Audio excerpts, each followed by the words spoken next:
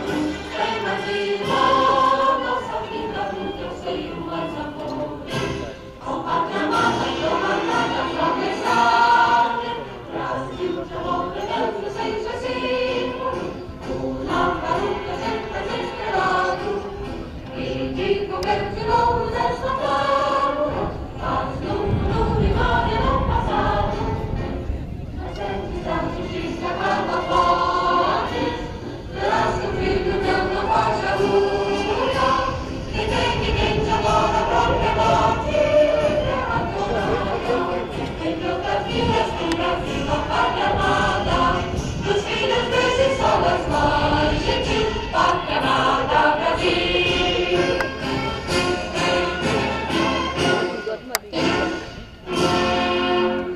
Thank you very much. And now we dive straight into the Nigerian national anthem. Over to you, DJ.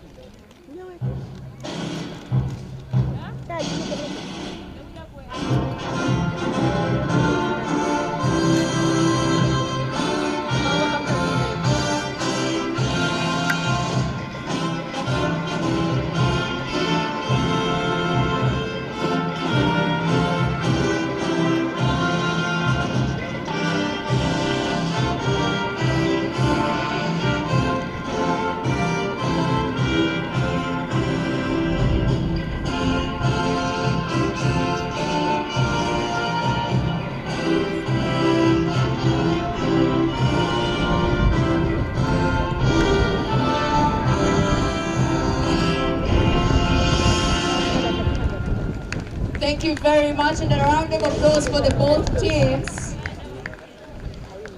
as they shake hands. Ladies and gentlemen, if you're just joining us, we are coming to you live from Gahanga, where Nigeria is going to be taking on Brazil in the match that decides who among the two teams is going to scoop the 5th position in this Kwibuka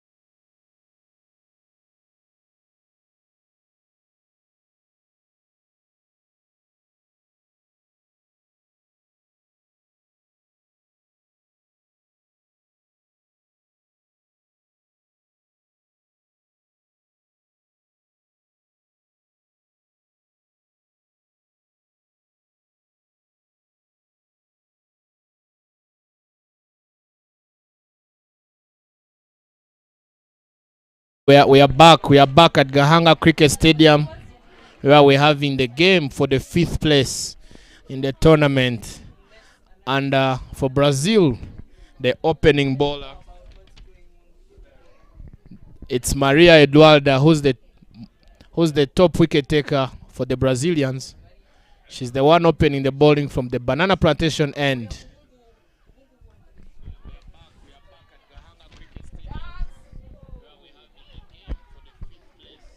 Yeah, welcome ladies and gentlemen. Quick single being taken there by Nigeria to get them underway here in the first innings of this match between Brazil and Nigeria.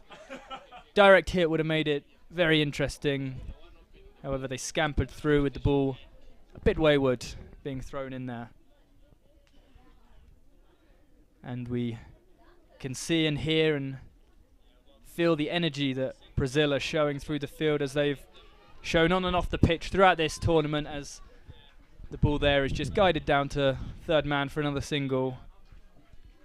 Energy and vibes have really been the summed up Brazil this tournament, and it's good to see in this last game that they've not lost that energy in the field.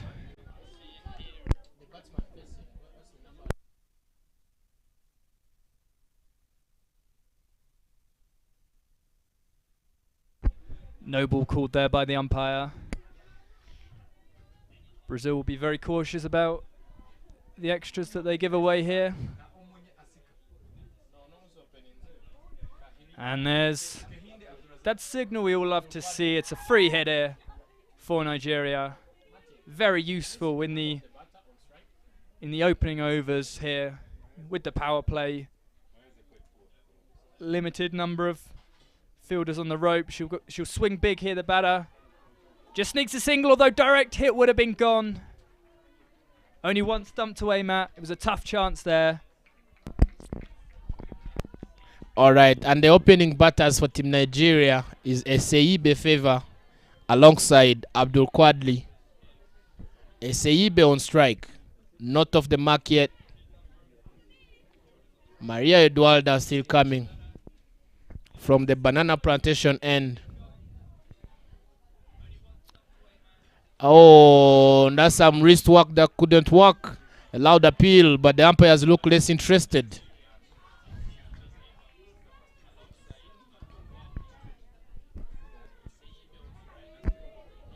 Yeah, the way the opening overs are in this T20 format, energy's high, high tension, any chance of a LBW, everyone goes up.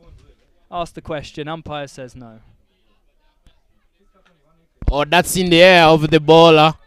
But mid-off grabs the ball, and that's a direct hit, which is very unsuccessful, as the batters are quick enough running in between wickets. And that brings us to the end of the first over. 5 runs on board for no loss.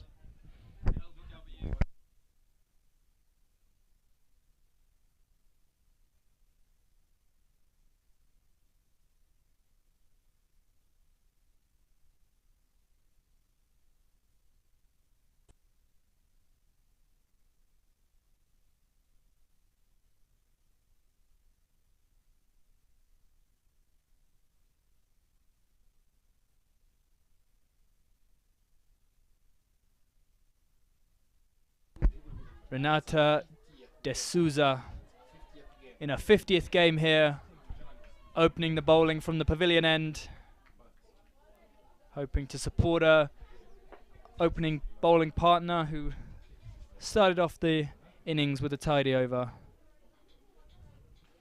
As de Souza comes in, round the wicket to the right-hander. Interesting angle to take. Perhaps just trying to get the batters thinking early on, not letting them get too comfortable and too in their rhythm.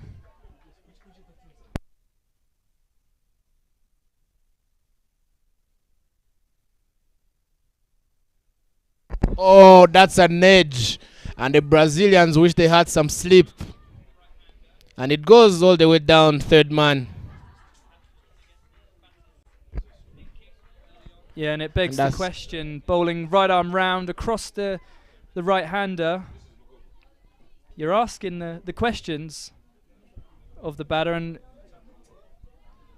I think you can expect a few edges like that. So I think early on especially, putting a fielder there in the slips, perhaps second slip, wouldn't be a waste at all. Usually in the power play there's someone there, but for the Brazilians they seem to be having quite a different plan. It might be a strategy, but they just dropped a fielder down at third man, and that's the third man and the deep square leg at the fielders outside the ring, and she drives it but back to the bowler. No run made. Yeah, an inside edge there from the batter on strike, Gahinde. Just struggling to get perfectly into her rhythm, struggling to find the middle of the bat. Bowling nice and straight here is D'Souza, not giving the batter any width to work with.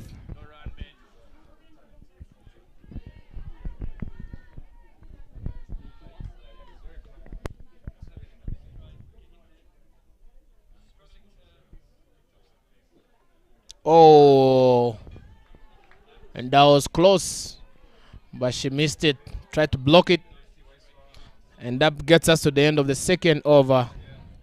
8 runs on board for no loss. Yeah, it's good to see from the Brazilian side, just thinking outside of the box a little bit, right arm round to the right hander, not something you'd typically expect to see, but as we saw there, it draws the edge. Last ball, swing and a miss.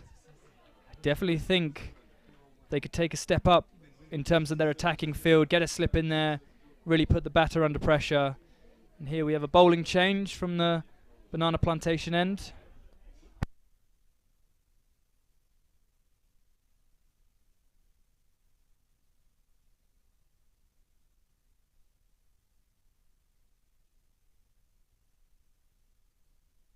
Nicole running in there, starting off with a full toss, waist high that's been dispatched. Very good batting there, being quick onto that poor delivery. Definition of a loosener, I think. And it's been punished. Good batting there, putting the bowler under pressure straight away. Yeah, and then Cole opens our account with a boundary. That's the second boundary of the innings. First boundary for Eseyibe.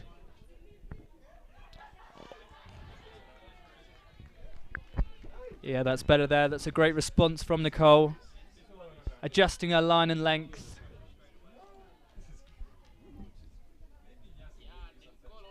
Interesting call, just the 1 over for the Brazilian opener before a bowling change. Thought she had a good first over as that's nicely driven through the covers. Quick pick up and throw, good backing up there as well. Staying nice and alert, just limiting it to the 1 run. But good running, nice and positive there, being well aware of the field. Quick off the mark. Is that one full again, straight to cover there.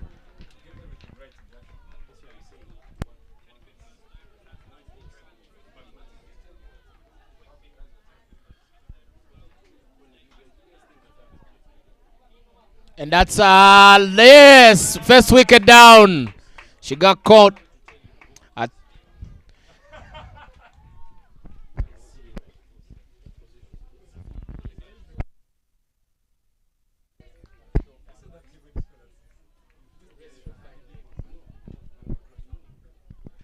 And Abdullah Kwadli, she departs after getting caught at short fine leg. Yeah, safe hands there. It was a full toss, perhaps not the best delivery, but it was a top edge. And the safe hands there of Lara at kind of a wide fine leg, a wide short fine leg there. Interesting field position, but perfectly positioned there. Barely had to move for that one. The batter no doubt will be very disappointed with that, having got off to a good start, but she must depart. And Esther Sunday joins Eseyibe on the crease. And she drives it down mid off And she makes no run. And that brings us to the end of the third over with only 13 runs on board. And with the loss of a wicket.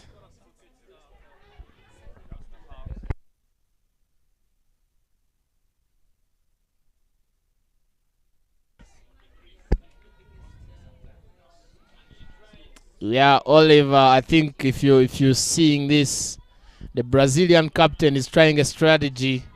If you see, no bowler has come twice from the end. This is a fourth bowler in the innings.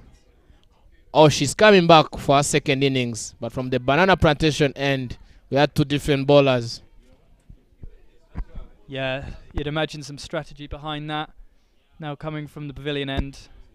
Had a good first over though.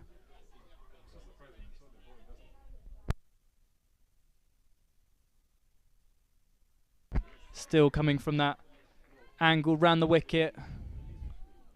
Asking the questions of the batter. They have a sweeper out deep on the leg side.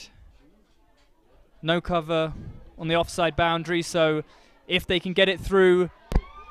That's a loud appeal, and the umpire is less interested in the appeal.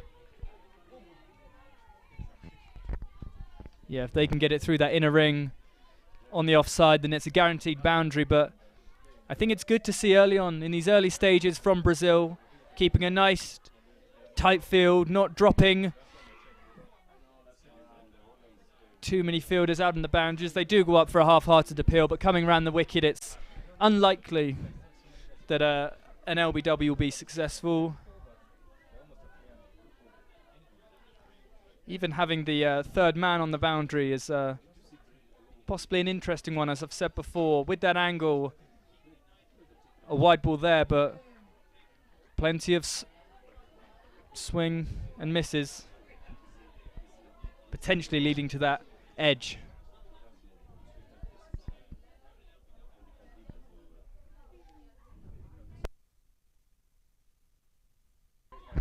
It's a nice shape there. Touch of in swing maybe. Bowling very straight. The batter just happy to play it with a nice, equally straight bat back to the bowler. You see, creating that angle round the wicket, the batter with a nice open stance there. She hits it onto her own foot, and it ricochets onto the stumps there.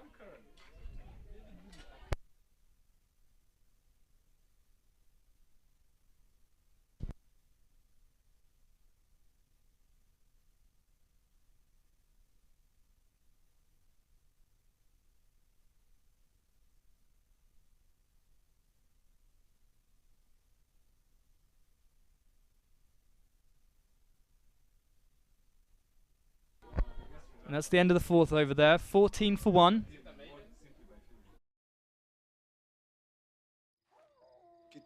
कितने पैसे चाहिए? पैसा नहीं इज्जत। मोहल्ले के चिरकुट लौंडे हरा रहे हैं फैंटेसी स्पोर्ट्स में। आप एक्सपर्ट हो, सिखाओ। सिखाऊंगा तो जाने दोगे? फैंटेसी स्पोर्ट्स का असली अखाड़ा। इस गेम में वित्तीय जोखिम के तत्व हैं और इसकी लत लग सकती है। कृपया जिम्मेदारी से और अपने जोखिम पर खेलें।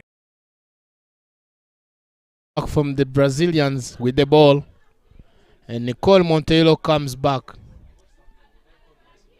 and she's driven down long off and looks to be going down the rope. Yeah, and it crosses the rope. That's another boundary, and Esther Sande gets off the mark with the boundary. Yeah, it's a beautiful shot there, isn't it? Picking that gap on the offside.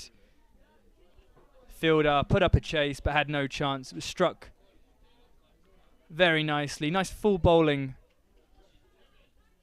from Nicole there, but that ball was dispatched. Lovely shot from Sandy. Good reply there from Nicole though. Back-to-back boundaries will be the last thing on the Brazilians' wish list, so it's always important. How can you respond?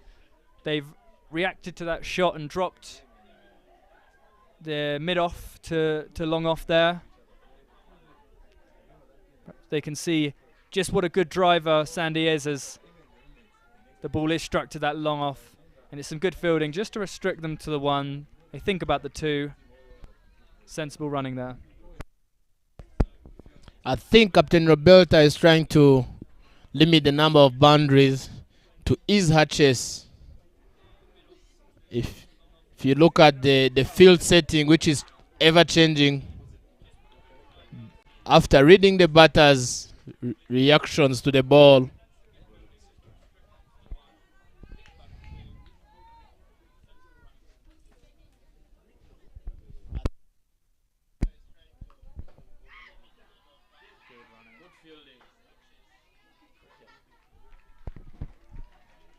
good cricket going on here at Gahanga, where we are seeing positive and brilliant attitude here from the fielders. They're not taking anything to chance. I think it's one thing that we've seen great, especially in this game today, is that Brazil seems to have fixed all the mistakes they were giving in the previous games, and now they're not leaving anything to chance, and rightfully so. It is a crucial match to determine which of the teams scoops the 5th position of the Kwibuka tournament. End of the 5th over, 24-1, and in their batting is no other than Esther and Izegbe.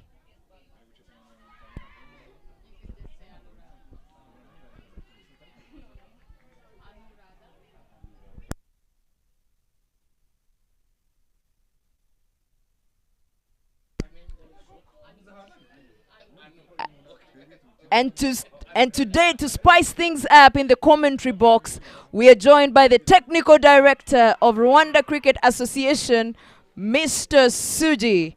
Good morning, Suji. How are you doing today? Good afternoon, Mary. How are you? How are you doing? Good afternoon, ladies and gentlemen. I'm still in the morning scenario, and joined here is our very own Anurada Doda Balap from the Doda Balapur, I beg your pardon, the captain of the German team. And ladies and gentlemen, just to give you a quick recap, they registered the first win in their last match of this tournament. Anurada, good afternoon to you.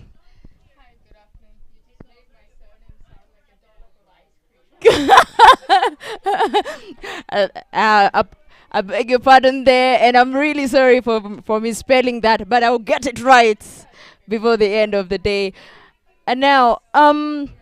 Suji, how do you think the first game went today?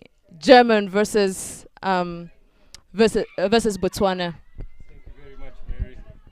Thank you very much, Mary. At 21 for 1 in 5 overs. Thank you very much for the introduction, and also thank you very much for the Germans being here.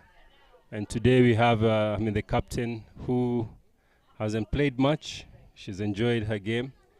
So at this point, Mary, maybe if let's leave for Alur to take us through, as she didn't play, and she can also tell us why, as a captain, she was sitting outside. Yeah, well, it's been a bit unfortunate. I had a lower back injury earlier in the series, so it's pity that I couldn't contribute on the field, but hopefully can come back in a few days for the next series that we're on. Being together here with Brazil, definitely you are the first other team that hasn't been in this tournament before. Mm-hmm. What do you feel that your presence here with the Brazilians was in this tournament? Well, I think it's been a great honor for us to be the first European country to be invited here for the Kwibuka tournament, and I think to be here to also kind of to celebrate cricket first of all, to play with all the African countries, as well as Brazil, who's a South American entry, and to be playing here in Rwanda is just a fantastic experience for us, because again this environment, this sort of a group of team, we haven't seen that before. So an eight nation tournament is probably one of the first times we've played since the T20I rankings have come into play. So I think there's a lot of learnings that we will take back to Germany and kind of work on. And we'd love to come back again next year. Coming back, we're seeing one of the Nigerian girls going back as well, going back to the pavilion. Yes, off a run out.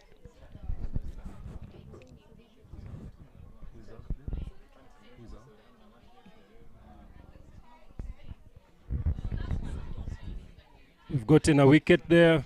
It's run out, and the Nigerians have been running themselves out quite consistently.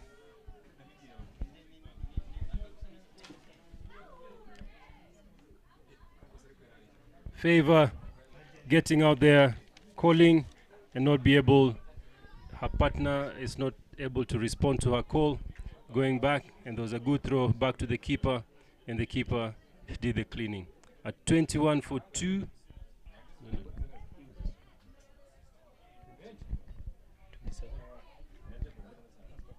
27 for 2 in the 6th over.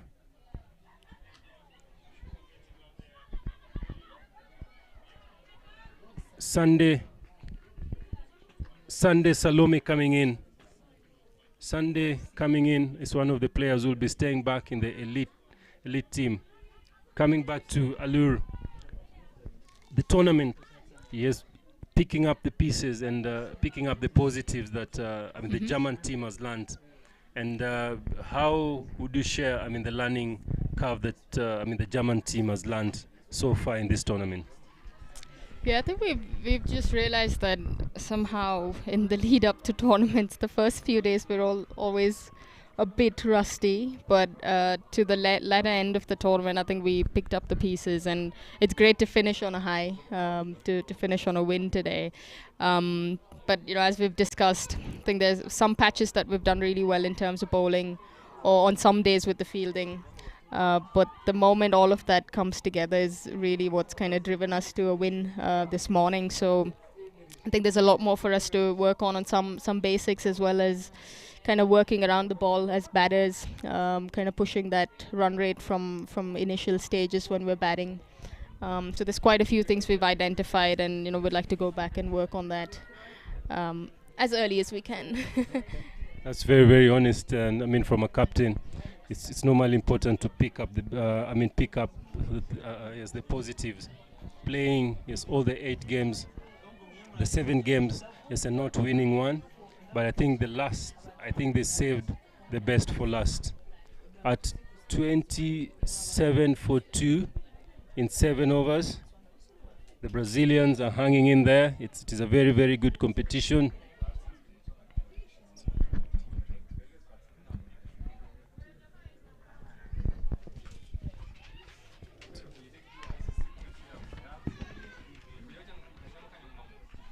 As Ms. Renata is coming in to bowl today, she's the captain. She's bowled well, and she's coming her right arm round. A skill that is not very easy. So and that ball should be repeated again. 27 for 2, 7 over 7.1. As Nigerians looking to redeem themselves and to get the 5th spot. Alur, you guys have won the last game, and something that I've seen your team doing every evening. It is the team bonding. It is fines, and I also want to thank you for finding me for the very first time I came in. Yes, you find me, so I thank you very much. It shows that cricket has friendship, but sometimes there's no friendship too much, and I think that is competition in it. As Sandy plays the ball down leg for a couple there, taking the score to 29 for 2 of 7.3 overs. So what does that system help, of course, at the end of the game? Yes, is it a team bonding? Is it just feedback? I know, of course, you should not give us the details, but I think it is a very, very good thing that you guys do after every single game. And, of course, yes, having a meet-sing. Meet-sing is our local beer. Yeah, no, it's just a silly way to end the day. You have ups and downs in the games. Everybody has that. and we kind of just take the mickey out of each other. So whether you've done something right, you get fined. Whether you've done something wrong, in jest, I don't think people are having a go at each other, but just to kind of, as I said, just pull each other's leg a bit in good jest. And I think that kind of brings the spirit together, and everyone goes to bed with a smile on their face. It's nothing, there's no point taking that to the next day. Next day, new game, you've got to have a fresh start. So it's a nice way to end the day. And we do that when we get together for our training weekends as well, back in Germany, on tours as well. And if you're part of our fine circle, you are one of us, Martin. So I don't know if you've paid the fines, just a reminder on air. Even now on the mic, I've still been fined. Interesting. I said that was close. Wow. DRS. Rwanda cricket, we need DRS. This is where it all comes. Rwanda cricket, we need DRS. Wow. That is the love of cricket. There's sometimes a lot of excitement, but from where we are sitting, the Rwandan captain has given the fielder out, but if you can see the replay, there we go. Renata throws it to the keeper, and the keeper throws it down, and the batter just makes it. Probably in, yeah. Diving into the swimming pool. That is a very, very good judgment by the umpire there, Eric. Yeah, coming back to you. Thank you very much for that. Tell us, Paris playing Kenya. How did she take the process? Being in Kenya, being a Kenyan, playing against Kenya. Yes, how did she take that process when she was told that she's playing against Kenya? Well, I think she had a few memories flashing by. Good ones, I hope, with her former teammates. I reckon it's always a weird feeling when you have to play against your former teammates. I've had that playing against some county members back in the UK when Germany toured Northumberland. But you're on one side. You've got friends outside the 60 yards. We're all friends. I think we're all for the game. But when you're in there, you're playing your most competitive cricket against the opposition. So I reckon she enjoyed it. We did make fun of her saying, "Did you sing both the anthems?" at the start. But she did not answer that question, for which obviously she got fined. So yeah, but I'm quite pleased that she bowled in that game, and she also got a chance to bat. So yeah. Just a last question before I let you go. At 31 for 2, the 8th over. Interesting running here. The coaches, I'm sure, their hearts yes, are missing heartbeats the way they are seeing the Nigerians running. But it's all cricket. Every single run is important. As Lindsay clears that ball and throws it back one bounce to the bowler. Is there something that you would share with the squad that stayed back home? Any piece of advice? For them, of course, while you're here, you've seen, you've touched, you've conquered the last game. Is there any advice that you tell, the young upcoming, Germans back home, on how to join this team? Yeah, definitely. I guess for most of our players who've been sort of supporting us, watching back home, I'm sure they're keen to be part of the squad when we come back in the future. Because this is such a great exhibition of cricket and the talent from all the teams that are present here. And these are games that help you grow. Sure, you lose some, you win some, but as I said earlier, the experience we're going to take back from here is going to be quite valuable. And the more games we play, we improve. And these are great wickets, good grounds, good facility. So we're super grateful to Rwanda Cricket Association for inviting us. And Martin, you've been an absolute pleasure to work with, and I say that on behalf of our support staff and the whole team.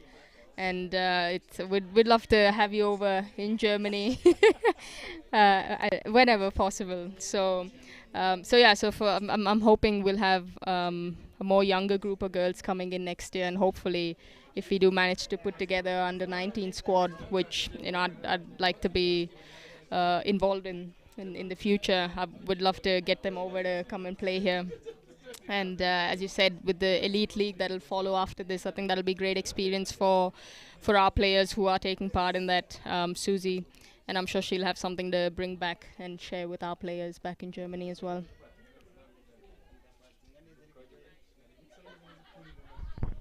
Thank you very much, and it's nice to hear that you're coming back. So you're most welcome, and we wish to have you again. Have a good afternoon and enjoy the rest of Rwanda. I mean, Rwanda is a good country. It is 1,000 hills, and it is a land, of milk and honey. And today, if you'll sing your karaoke, there's a song that I learned in India called Yes Ekidoti. Oh yes. Chapanche Sat Atmadas Deara Maratera. Have a good afternoon.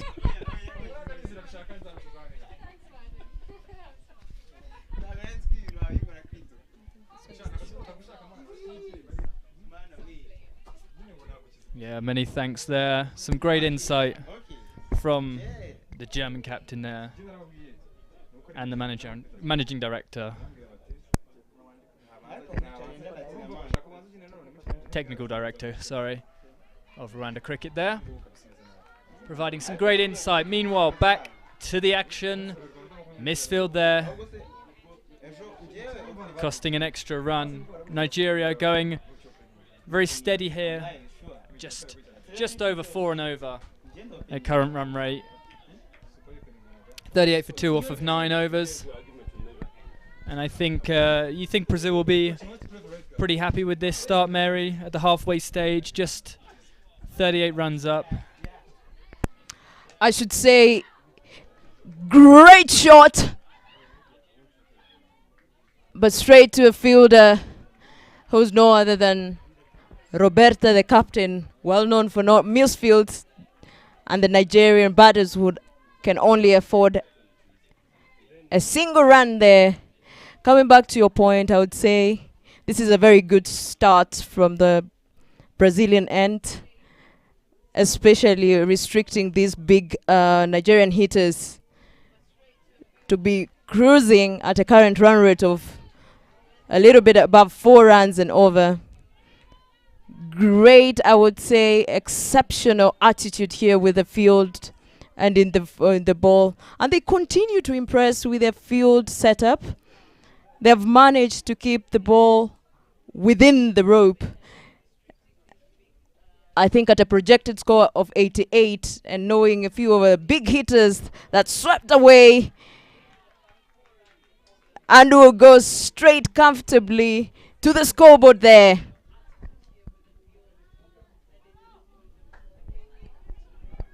As I was saying, a projected score of 88 would be a comfortable one, I would say, for the Brazilians. Not quite comfortable, but very possible for them to chase.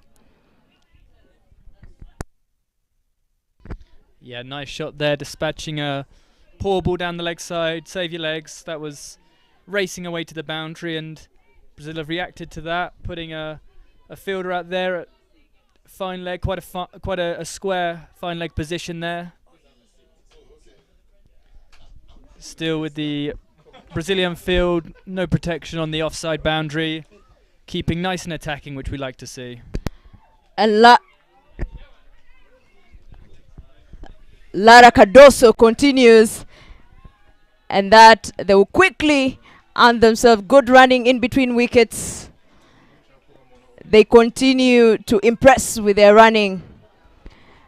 And joined today in the commentary box, we've been graced by the presence of a lot of guests. And the upcoming guest is the chairman of the Nigerian Cricket Federation, who is here in Kigali to cheer up for the Nigerian ladies who are playing at the moment. Mr. Uwe, welcome, and welcome to Rwanda. How are you doing this afternoon? Thank you very much, Mary. I'm glad to be here. Just seeing this live, I think I'm enjoying the whole atmosphere, and thanks for the opportunity to join you here. Awesome. And as the chairman, so far we're seeing your team moving at a current run rate of right above 5 and all that. What would you say it's to be expected from these ladies at the end of the day? Yeah, I'm quite impressed with this. The instructions was that if you win the toss, bat out first. Nigeria has been known to be a bowling side across all our various teams, so we wanted to solidify our batting. They have specific instructions, so the run rates are ticking well. But what I can say is that between Salome and Esther Sandy, we have two people who have been playing together since they were kids. So hopefully they will put the right numbers and set the good platform for the team to defend. Ladies and gentlemen, you've had the inside information from the Nigerian camp and the inside strategy of today's game. And as you can see, the batters are exactly doing what the chairman is talking about. Now, Mr. Chairman, congratulations and well done for hosting the first series, Nigeria T20 series, hosting other teams back home.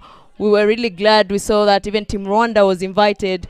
It seemed we were not able to be there physically, but because of the exposure and also the media.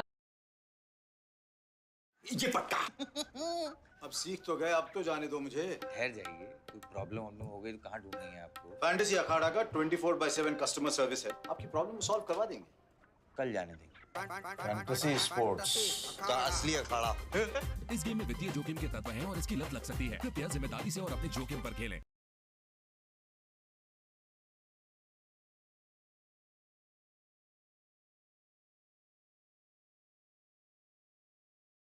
Last year was just a way of supporting that overall Africa growth. So for us, we expanded it to 4 teams, 6 teams for the first time, and because before it was just a bilateral series, the reception was just fantastic, both in terms of quality, the media, all our stakeholders, potential sponsors. So we are really, really excited that any match next year, the second one will be held. And one of the reasons I'm here too is also to see my counterparts or their representatives. So it will be good to get one or two of the European countries or the South American countries also visit Nigeria. So between Rwanda and Nigeria, we will have established female cricket tournament on an annual basis. That is good to hear, and potentially very impressive to hear. And the wicket is there. A wicket. Esther is gone. That was a nice shot to the offside, but unfortunately straight to a fielder who was not leaving anything to chance. That's the 3rd wicket. But as you've heard from the chairman himself, the lineup is well and precisely organized and arranged. I'm sure it is well built in terms of to succumb such pressure. Good bowling there from the Brazilian side. It's 54 for 2. 54 for 3 now.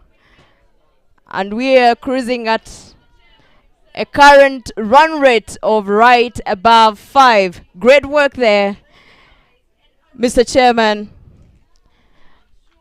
It is, I would say, it is exceptional to see how much investment and to hear about the priorities that Nigeria cricket is having towards women's cricket. Why is that so? Why is the capitalizing on the women's cricket and investing much on the women's cricket now, especially?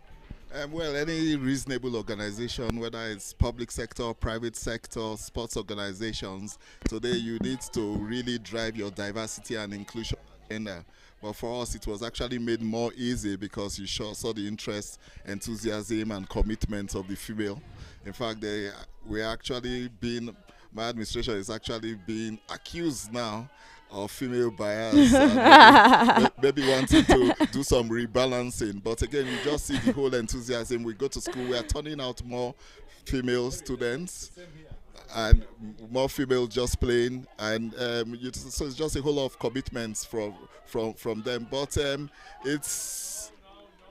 the end of the day, it's beyond what we just the physical aspects, improving the technical aspects of the game, because we actually believe that this platform for establishing the values of cricket, those things around friendships, integrity, care, respect, collaboration, and rest can be better,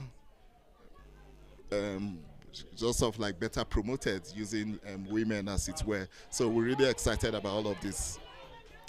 That is powerful there from the chairman himself. And I should say it's not, it seems to be a trend among federations, that, as I should say, Rwanda Cricket has also spent the last 5 years investing heavily on women's cricket. And as we can see from these games, it has a great shot there. That went on just less than 2 seconds, and it was out of the boundary.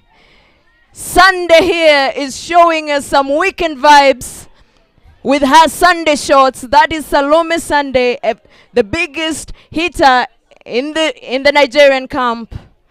As I was saying, Mr. Chairman, after the 5-year investment in women's cricket here in Rwanda, we've seen it has been bearing fruits, which means it's showing results quicker than you could expect. So I guess it is also a good strategy that other federations are following into those steps, and it's good to see even Nigeria is taking on the steps. So let's talk about a little bit about the tournament you mentioned about that it will be hosted annually in Nigeria.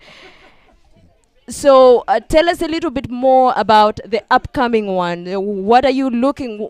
What did you learn from the previous one, being your first of that capacity? What did you learn from the previous one that you look to implement in the upcoming one? And when is it happening? Just give us a little bit of some light, shed some light on what to expect. Thank you very much, Mary. I'll come back to this, but before then, let me just really say that the investment in female cricket, as well, it's not just having just this one tournament. We've set up what is a good pathway and sustainable structure. PwC sponsors an under-17 event that has males and females, and the 4th edition of that has taken place. So you're going to be seeing some of those people coming out and representing Nigeria during the under-19 female qualifier in Botswana later this year, yielding dividends. So for us, it's sustainable development rather than just ad hoc quick wins. So back to the tournament. I mean, this is just really excited. Congratulations to Steve and the Rwanda Cricket Association for fantastic work and rest. We just, as I said, the aim is to replicate what's happening here in East Africa, in West Africa. We did 5 teams last year, and we want to make it minimum of 8 teams. There are 2 grounds in Lagos. It will also be an opportunity to showcase and show what we have of Lagos, the better side of Lagos, all the good things, of the 25 million people in Lagos. So there will be a lot of cultural experience. The hustle and bustle and excitement of Lagos is going to merge with some kind of technical aspects of that you enjoy over a period of 9 days in Lagos. So we're hoping this year 5 to 8 teams, but we'll create the right balance, because as Nigeria, we currently have the lead in terms of our West African countries. So 3 others will join us, and we expect to get 4 from the rest of Africa and hopefully Europe. Awesome, well said there, well said, Mr. Uyi. You mentioned something that I'm really obsessed about. You said something called sustainability. I'm a big cricketer and a big sports person, and I feel like sustainability is something that has been lacking generally in the sports field. Now that you've brought it up, what does sustainability means to sports and the development of sports, especially women's cricket across Africa? to say sustainability in this sense will come from things around how the game can continue to trend and make impact over a long period of time. I think one of the advantages we have in cricket, you see that pathway and development over time. You make people enjoy the game. You see their overall development. You don't want a situation where, for instance, I mean, with due respect, we've shied away from going to get good cricketers from across. I'm sure there will be many of them across the world who are Nigerians to come and play for our national teams. But that would not be sustainable if you don't create the local leagues, the local school competitions, and everything working. So that sustainable structure, the whole ecosystem of groundskeepers. Last year, we only had 3 years ago, we only had like about 5 groundskeepers. Now in Nigeria, we have over 30 or 40 of them. They formed an association. We now have about 3 female umpires taking the word. We have a grounds lady, a young girl who is 19, who is just really interested, reading engineering in school, but says she wants to be a grounds person. So it's all the whole ecosystem. It's what makes that cricket sustainable. And I think that's the difference that we in Nigeria and the rest of the associate countries going to have as a way to leapfrog other competitions, to leap ahead of the likes of football and athletics that feel that they're already established. This sustained, deliberate planning on a consistent basis, aligning with the rest of Africa, is what will differentiate us. Well said there. Well said, Mr. Way. I can't add anything to that, especially as a female cricketer. Hearing something like that is basically making me see the future of female and women's cricket in Africa being bright, as especially we at Africa Cricket Foundation, we believe in women, and we say that the future of women is now, and it seems it aligns very well with many federations, and we've seen even through this tournament great talent across Africa, especially among the women's cricket. Ladies and gentlemen, you've heard that was the chairman of Nigeria Cricket, and now Lara is coming on attack from the banana plantation and doing a very good bowling there. Mr. Oye, thank you very much. So if just this one word, or I would say the last comment you'd like to share with other chairmen, basically other federation, with regards to women's cricket, what would that be? As I said earlier, this tournament has showcased what we can expect from female cricket. I think we should all embrace it, but embrace it in a manner that is sustainable from the grassroots up to this stage. Let's just learn from this particular experience and continue to grow the game, using this as the ultimate platform. We've seen the standard across the 8 teams have been fantastic. Each game was showing how the improvements have happened, but credit to everybody, congratulations to all the players. But I think what I now also expect of them is to be good ambassadors of the game of cricket beyond what they've just experienced in the last 10 to 12 days. They should take it beyond the cricket pitch and just be advertisers or ambassadors of the game for associate cricket countries in Africa. Thank you very much, Mr. Oye, for joining us, and I will let you off the hook at this moment because I know you'd love to keep watching your girls doing their thing. And thank you very much for joining us, and we're looking forward to the Nigerian series probably very soon. Thank you so much for joining us. Thank you very much, Mary. Thanks. Thanks a lot. Well, we're watching us all week.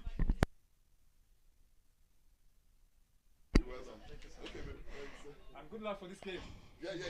And Carolina continues from the pavilion end. The score as we speak. Oh, that was really, really close. The score is currently 62 for the loss of 3.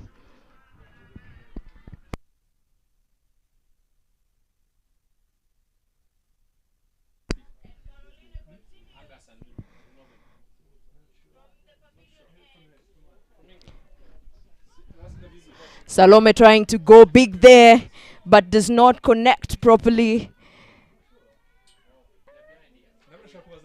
Great delivery there from Carolina. We've continued to see her consistency with building pressures for the batters with the dot balls as she keeps her length.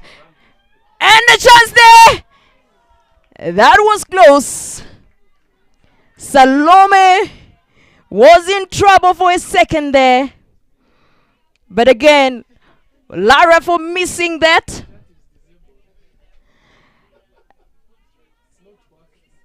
For the missed chance there, it gives another life.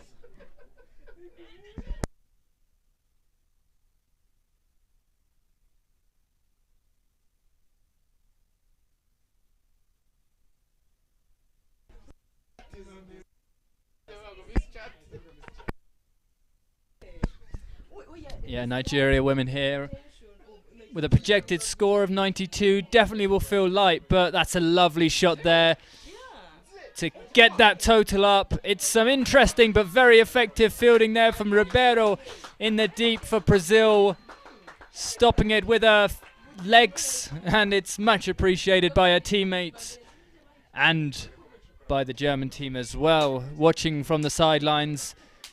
Good dive there, putting the body on the line. It's what we like to see here out in the field.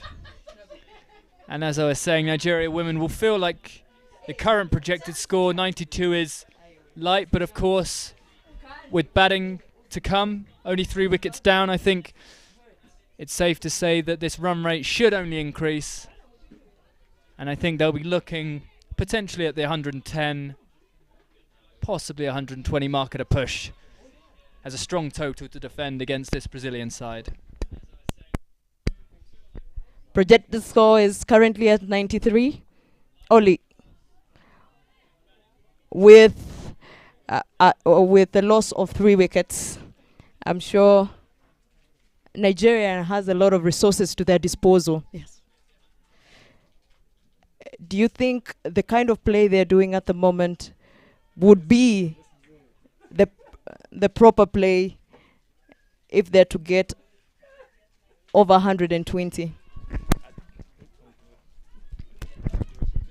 That's a lovely shot there into the leg side.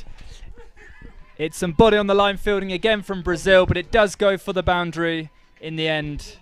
It's a nice shot, good power shown there by the Nigerian batter.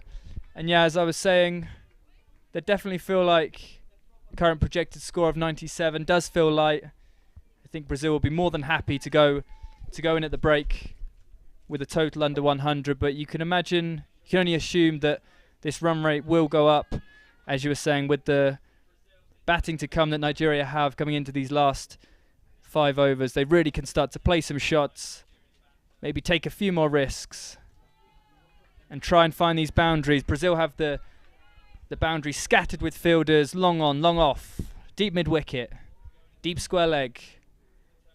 So if you're Nigeria, possibly looking at that offside, trying to penetrate the inner ring. Good fielding there, like they attempted, trying to put it to that offside boundary. But from a Nigeria perspective, definitely looking at upping this run rate in the next few overs.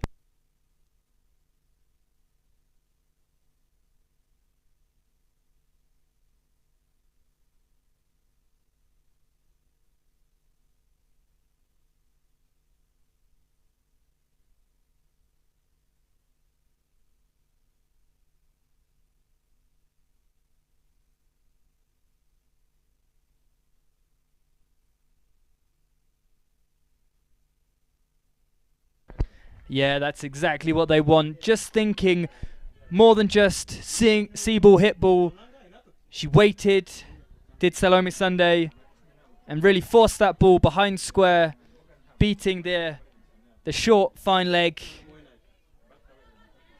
A really nice shot there, felt very controlled, knew exactly where she wanted to put it, and it raced away for 4. And as you said, Salome not bringing the fireworks as of yet. That could all change now.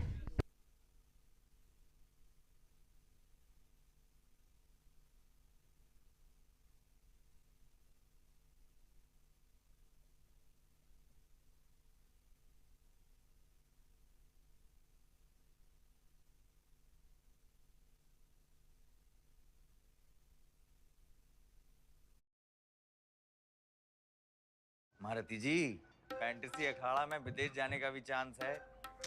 अब सुनो, हम आपको जाने देंगे। इतना सिखा दीजिए कि हम फौरन कैसे जाएंगे। फैंटेसी स्पोर्ट्स का असली अखाड़ा। इस गेम में वित्तीय जोखिम के तत्व हैं और इसकी लत लग सकती है। कृपया जिम्मेदारी से और अपने जोखिम पर खेलें।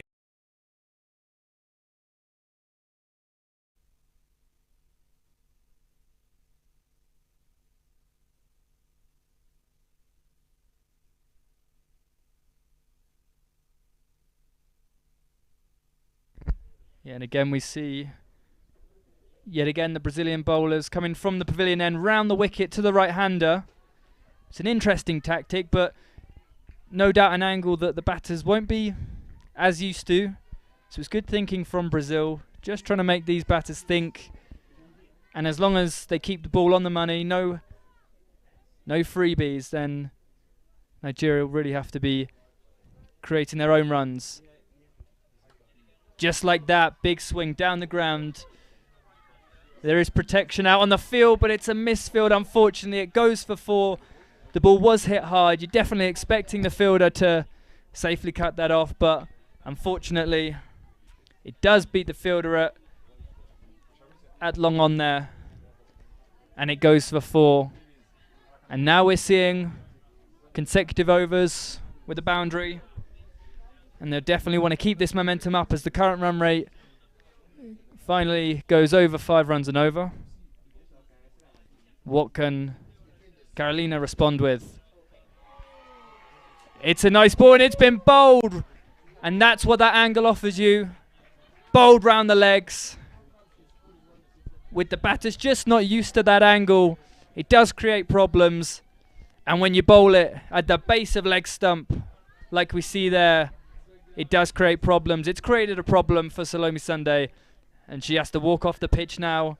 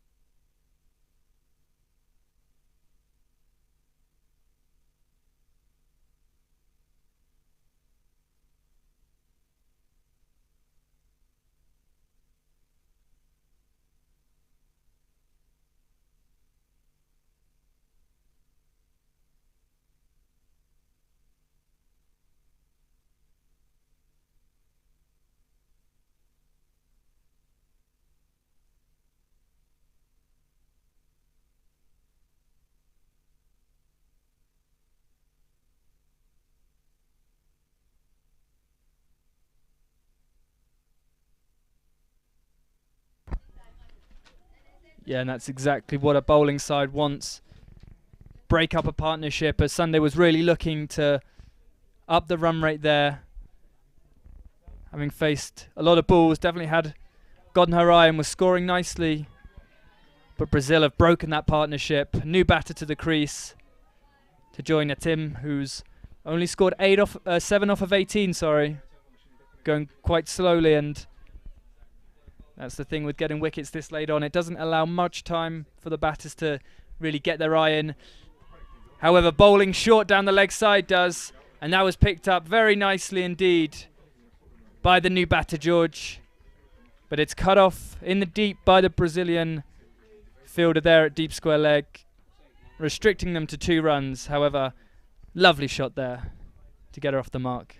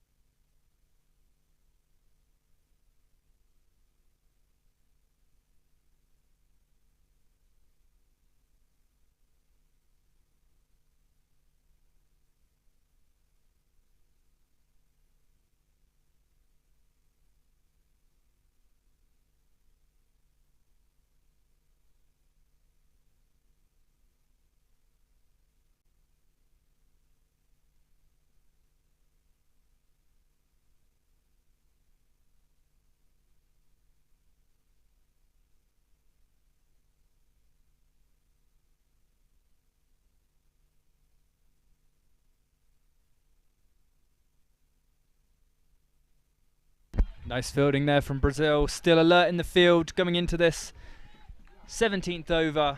Still sharp as ever. And yeah, I think when you've got a batter at the other end that's going really well, scoring at about a run a ball, you kind of take that anchor position. Just make sure you provide a good partner for your batter at the other end and rotate the strike, etc. But now there's a new batter to the crease. I think Etim will definitely want to take the game on herself as that shot goes behind square, behind point there. They come back for 2. That's good running. It's a nice shot from the new batter, George, who moves out. Anchors, batters offering support at the other end, but coming into these late stages, really you're expecting both of your batters to swing hard, as we're seeing here from George, putting all her might into these shots. However, a play and a miss there.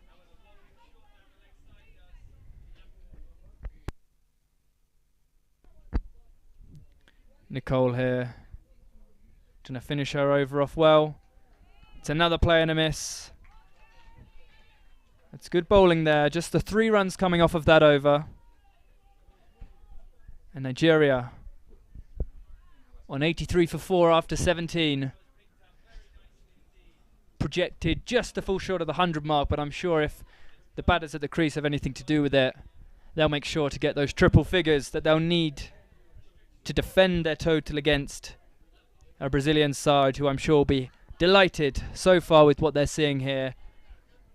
They can keep taking wickets, keep fielding with energy, I'm sure they're proving a real nuisance here for the Nigerian batters. As Ribeiro comes on from the pavilion end with the cap on in the iconic Brazilian way of this tournament, bowling with the cap on. Having said that, I think for the first time of this tournament I've seen her take her cap off, so commentator's curse working in all sorts of ways here.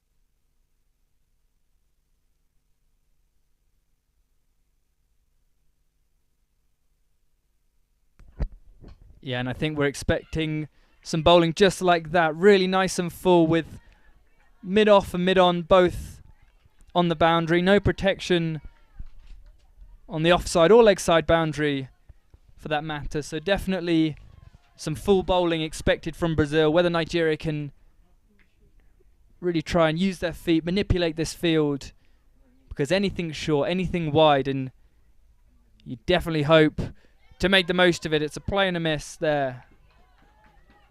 As you hear the equally iconic tambourine of Brazil making noise from the sidelines. They've brought such a great energy, such a great atmosphere to this tournament. And this is continuing all the way into their final game here today.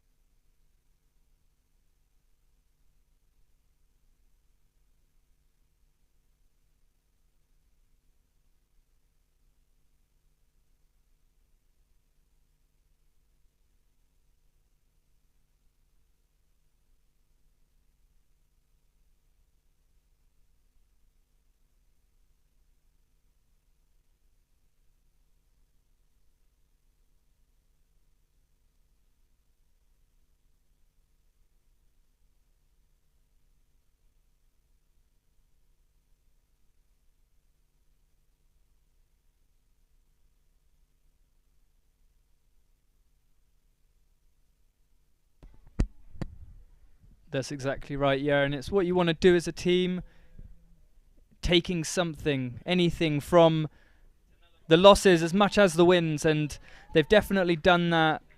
Bowling to the field they've set, which is such an important thing in cricket. You could set a perfect field, but if you don't bowl to it, then it can leak runs, but no real runs have been leaking here, as you can tell by that projected score of just 100.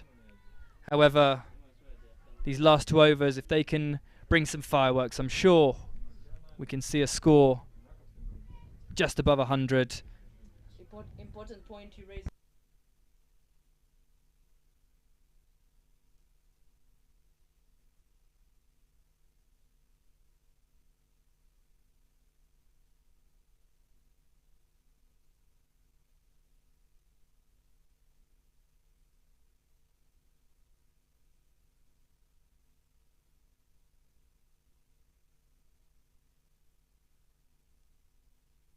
As that ball is struck into the onside there, full toss but with cover out on that leg side boundary, both with a deep square leg, deep mid wicket, deep long on. It's going to be hard to pick up any boundaries on that leg side. That being said, George goes onto the offside there, cutting the ball, lovely timing. Just to the fielder though, who does well to stop it, reducing to just a single.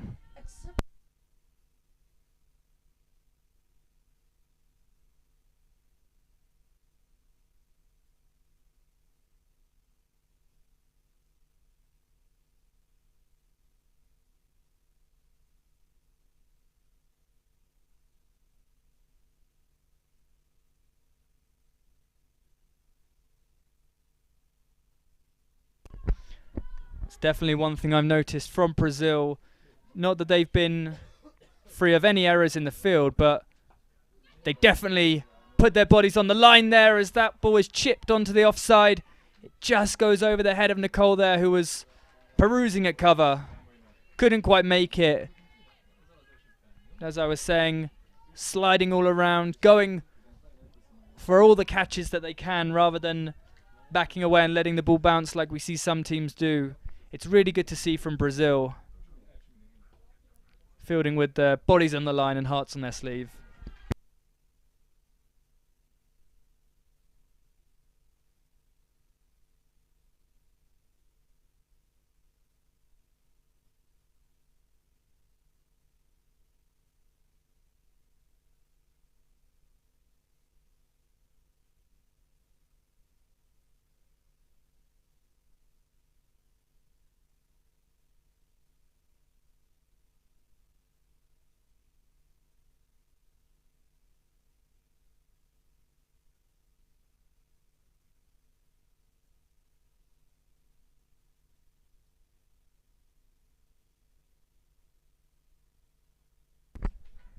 Yeah, that last ball was asking to be hit.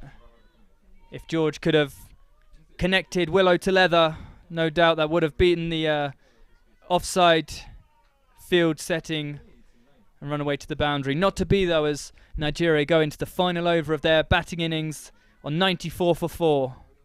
And no doubt we should be seeing some big swings here.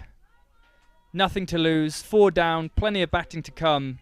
They're really going to be looking and try and find some boundaries here. That being said, Brazil scattering the boundaries with fielders. So they're going to need to be smart here, the Nigerian batters.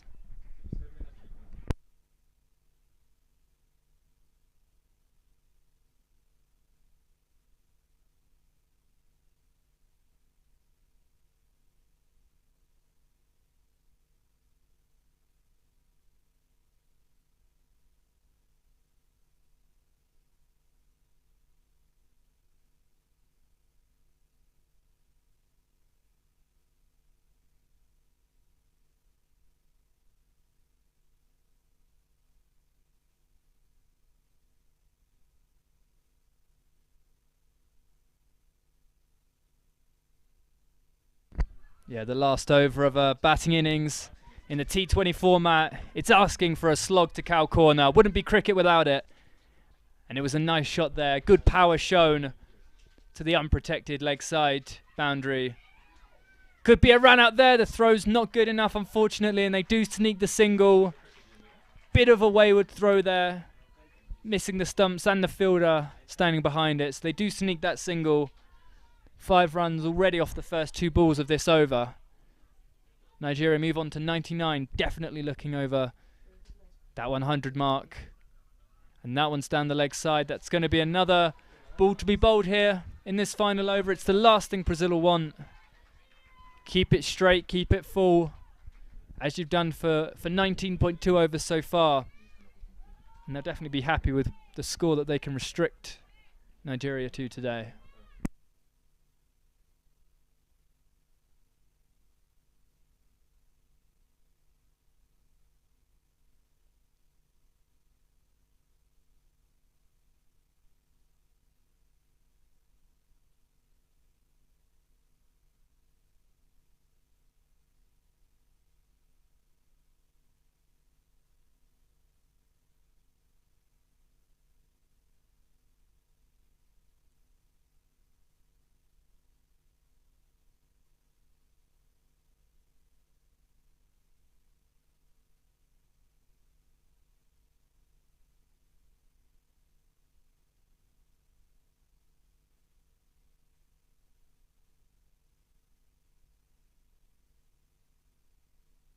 Yeah, no cows are safe when Atim is at the crease in the final over here of this innings. And it was surprising. We've seen from Brazil throughout this tournament, really, being very quick onto the field changes. But after the first ball of this over being spanked to cow corner for 4, they didn't put anyone out there. They have now, learning from their mistakes. And this is proving to be a very good over for Nigeria here.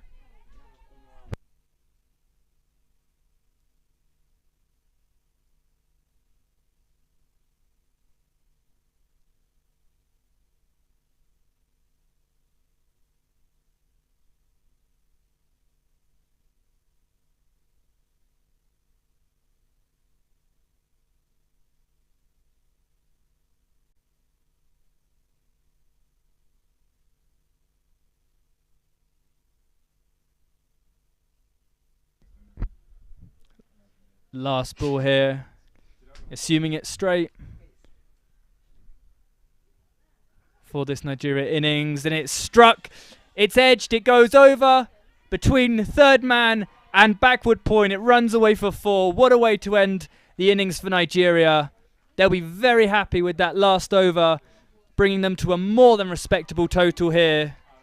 And would you look at that? It's been given a no ball by the umpire. I said as long as it's straight, it will be the last ball of the innings. I was wrong. Another ball to be bowled here.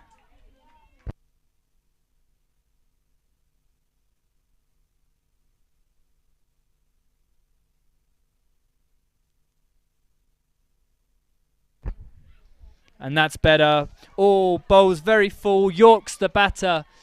Fielder there. Couldn't quite stop it. As they sneak. 1, 2 runs. Sneak a run there. And that is the end of their innings. Bringing them to a very respectable total there. 113. A team ending on 27 off of 30. Which is a very impressive strike rate actually, after being on just, I think, 9 off of 17 balls at one point. Really got their skates on and guided Nigeria women to a good score at the end of that innings.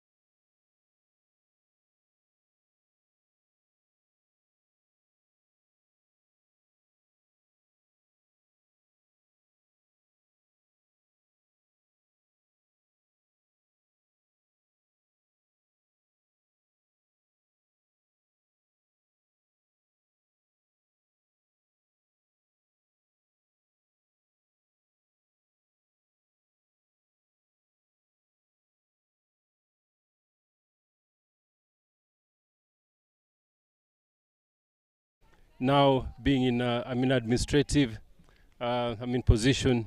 It's welcome to Kigali.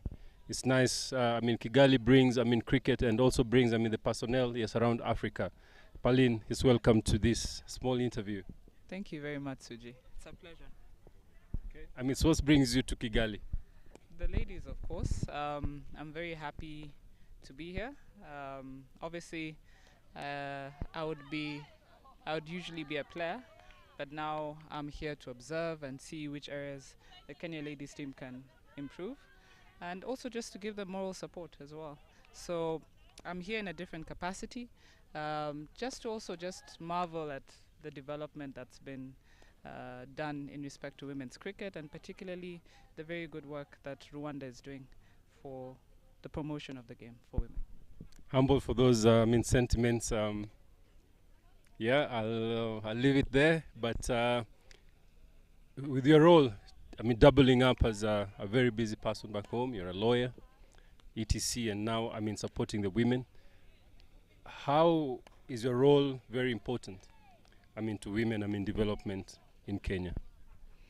It's always good to have a representative representing your interests in the game, and I feel that we definitely need someone assertive. We need someone to drive the women's agenda in the board and the women's agenda in respect to development, promotion and management of women's cricket in Kenya, and that's now my mantle, and I take it very seriously, and I believe that it's an added measure to feel for the women to feel that there is someone pushing for them, there's someone who's safeguarding their interests, and there is someone who wants the best for them. Obviously the board as a whole means well for the development of all cricket, but it always adds that extra icing on the cake when you have someone specialized for that particular role. I like what you say, specialized with a twinge on your face and with yes, akufinya macho kidogo, which is very, very nice. Coming to Kwibuka now, you've seen, the ladies play, definitely you've seen Kenya play. So what is your take, yes, what is your take seeing, yes, other countries play? And being a lady, a former player who played, yes, this game, yes, and now this. Yes, what is your take? I think it's exciting, the movements and the trajectory that women's cricket is taking. I'm a bit jealous because I feel that this is not something I had the honor of being involved in to this level, but I'm also excited for the next generation of players, which, as you can see, the women's team, there are a lot of young players, and I'm happy to see them enjoy these benefits. And I believe that the earlier players, my generation, opened up that path, and it's important for new actors to come in and enjoy the developments and just the hard work that has been done in the past that's put them in this position now. One player comes to my mind, yes, Emily Ruto, somebody who pioneer of the game, very, very, of course, instrumental. May she rest in peace. I feel that this is what she wanted the women cricket to be. Her spirits and her wish. Do you think that this would have been a pinnacle for her career as somebody who really, really was involved in the game? I'm sure you guys played together. So how would you have imagined Emily in this? I don't think it would have been a pinnacle for her career. I think we have our goals set higher. If she was still playing at this stage, her pinnacle would obviously be qualifying for the Women's World Cup, whether it's T20 or 50 overs. But definitely this would be one of the things that she'd be happy and proud about in participating. Yes, moving forward from where we are, we've seen, yes, Rwanda play, definitely, yes, with Kenya play. Where do you think that, how will we reach, the World Cup? Me being Kenyan Rwandan and you being Kenyan. So it is important, I'm just saying this because the two countries are, passionately involved. Kenya has participated in every Kwibuka tournament, same as Rwanda. How do you see the two countries going to the World Cup? You've just said Emily should have been in the World Cup. how or what do you think that will take us through, to the World Cup? I think what will take us to the World Cup, Rwanda and Kenya, is playing more games. Very important. Playing more games, playing against competitive teams. I believe the additions of Brazil, Germany, and Nigeria, and just a few other teams outside the East African fold is a positive step. We need to bring other teams on board. We need to bring teams like Bangladesh. We need to attract those teams. And that is only going to increase the level of cricket, improve the level of cricket that's being played. We might take a few hits early on, but long term, obviously, there'll be a lot to learn from that. And that is what will guide us in terms of issues such as qualifying for the Women's World Cup. And obviously, practice makes perfect. I'm very, very happy when you say about the World Cup. I could see a glitter in your face. I could see a smile. Tomorrow's game is part of finals. Finals are a very, very important thing to play. Yes, it doesn't matter where. How do you fancy? Tanzania said that they're defending champions, as far as they know. Kenya says no. We are the defending champions. What's your take? It's a game of champions. Most definitely it's going to be a very interesting game to watch. And the beauty about cricket is there's no front runner, there's no underdog. It just depends on how people wake up and whether people take their chances. It's anyone's game tomorrow. And it will be an interesting contest to watch, especially from our perspective, because we've made a lot of changes to the team. And we want to see how our development side, which is obviously the team of the future, the team we want to invest in, performs in the finals. You've answered my next question, but where do you see Kenya after tomorrow? Because after tomorrow, Kwibuka is done. Yeah. Where do you see Kenya, or where do we see Kenya going? I think what you'll see from Kenya is a lot of brave choices, and it's all geared to putting us in a very competitive position long term. In terms of our technical bench, in terms of our team composition, and in terms of our development sides, there'll be a lot of exciting things happening.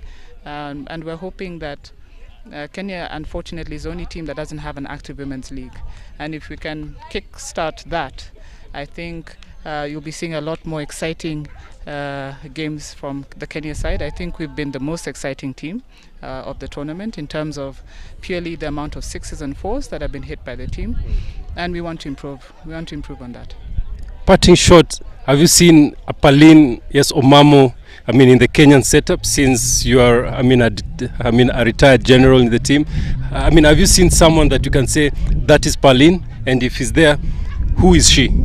I've seen Pauline reloaded, but I think it's best I don't mark them in public. But yes, I've seen some very exciting girls in the Kenya setup, and I'm just excited to see where they go in the next 2 years. Thank you very much. It was a pleasure talking to Pauline. Enjoy yourself. You are in the land of milk and honey. Enjoy the milk and leave the honey.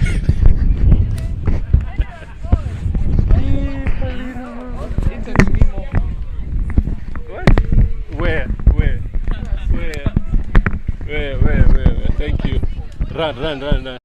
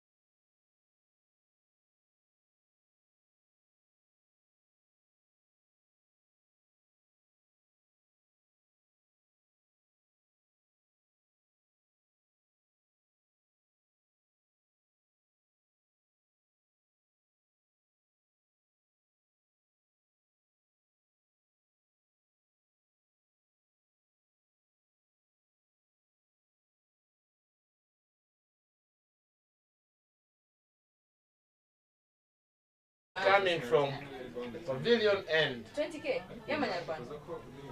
Oya amadolari nayo mfite. Idolari rimwe gusa. Reka ndebe. Nayo. Gohi guhiki. And there goes the first ball. Abdul Razak opens the account with a dot.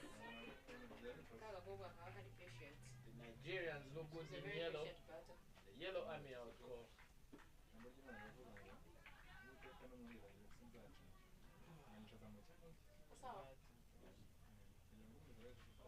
Oh, second ball. Oh, and it's a piece of misfield and goes down the extra covers. First boundary of the innings and first boundary for Lindsay Mariano. She gets off her mark with a boundary. Yeah, fielding mistake there at cover, but it was hit powerfully there by Lindsay Mariano. A nice shot off the back foot, very straight bat. Deserved the four despite the misfield from the cover of Nigeria. That's a nice start here for Lindsay Mariano.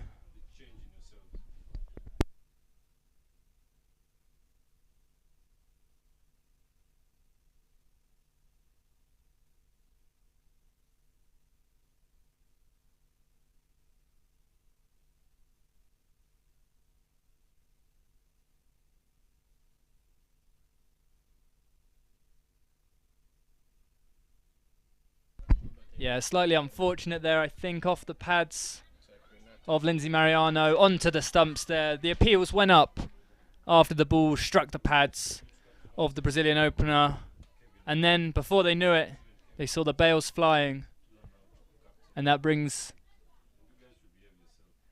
the end of the short but sweet innings there from the Brazilian opener.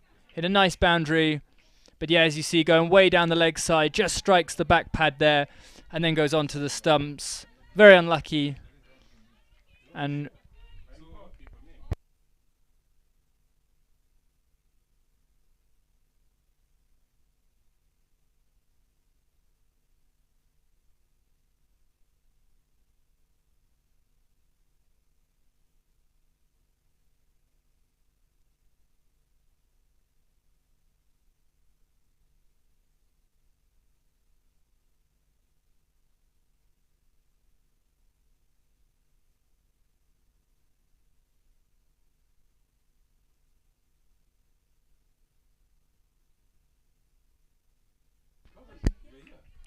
yeah, I think you ask most people here what score is really in that zone of you just can't call it, and I think anywhere in the region of 110 to 120 runs is a really tough one to call, and you find out a lot in the first few overs in the power play just how this match will turn out, and Nigeria will be more than happy with this early wicket as Renata de Souza with a nice straight bat there, good stride, just getting her iron. And I think one thing that's important is they build a partnership as early as possible here, not taking too many risks, getting their iron, keeping the score ticking. Required run rate of 5.74, just below a run a ball here.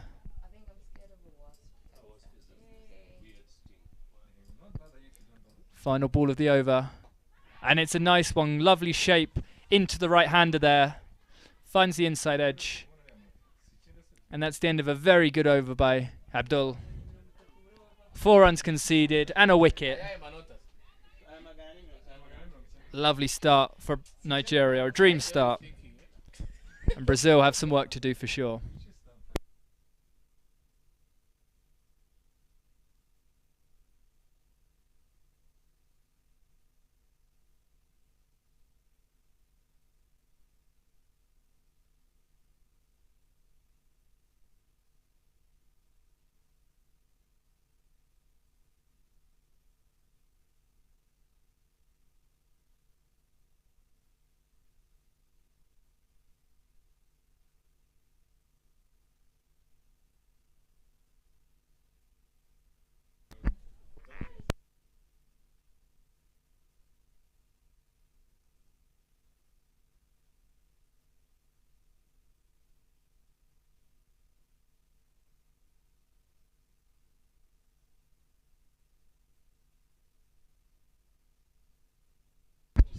In the air and gone. Just chipped there for the cover of Nigeria to take the easiest catch of her life, no doubt. Couldn't be dropped. And that is the end of the other opener for Brazil. Evelyn's innings comes to an end without scoring. Just chipped, as I said, to that cover fielder who was well aware of the ball travelling towards her. Safe hands. And if that first over was a dream start for Brazil, for Nigeria, sorry, this is an even better one. Just lacked the timing with that drive, really. Maybe a bit too eager to get to the ball. Didn't read the pace right. Came far too early, and one thing you need to do in these early stages, keep the ball on the ground, stay out of risk.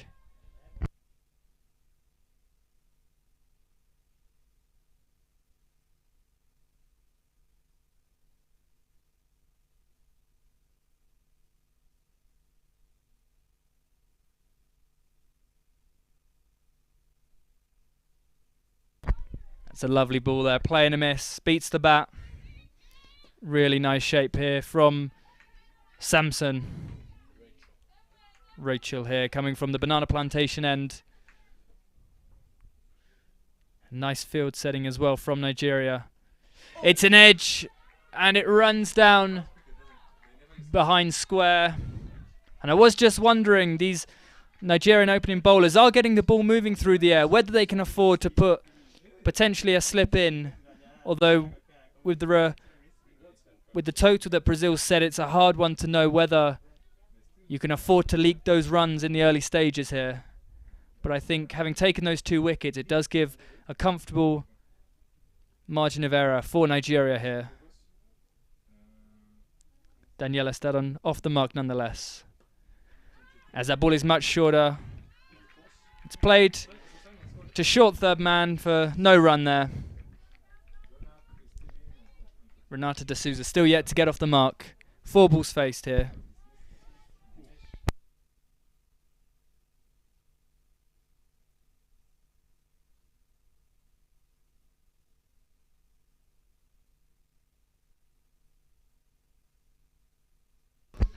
Worked into the leg side there, but you see the energy in that Nigerian field. Jumping onto the ball there. Shouts from all positions. They're definitely up for this one. There's no consolation prizes here. These teams want to win. They want to finish their campaign in a positive way. And taking 2 early wickets is certainly a good way to do that, as the dots continue to build up here.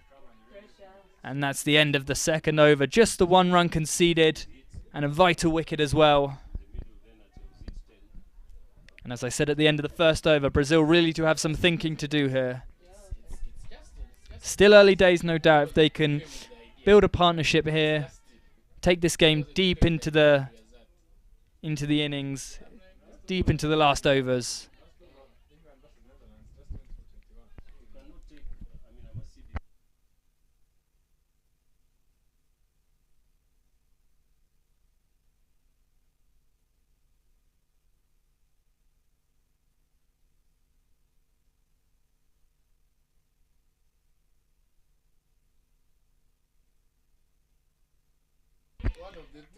Lovely areas there, and the bowler diving to stop that one.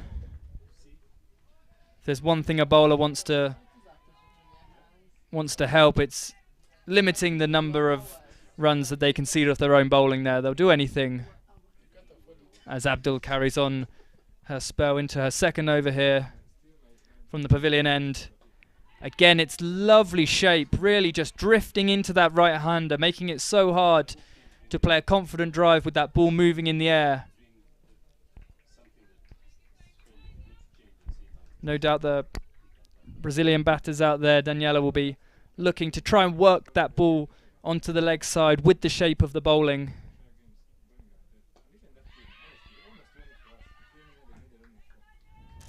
And again, the energy is electric from the Nigerians here in the field. Really up for this game, which is lovely to see.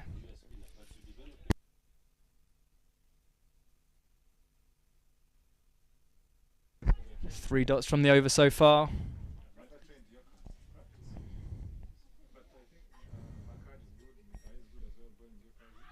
And that one's off the pads. They run it, and a slight misfield there. Would have been interesting with a clean pickup. But there will be leg buys there. It's good running. They're going to need to sneak these runs here because with the bowling as tight as possible as it is now, runs need to come from somewhere. It's good alertness from Brazil. And Renata de Souza on strike now. 0 off 6 balls so far. And again a misfield. But it's good running from Brazil. And I tell you one thing about being a fielder, seeing a ball come into you and then hearing shouts from the batters, running between the wickets, does put you under pressure. And it forces the error there from the Nigerian cover and they sneak the single. But it's good running, it's good intent. Loud shouts, putting the fielders under pressure.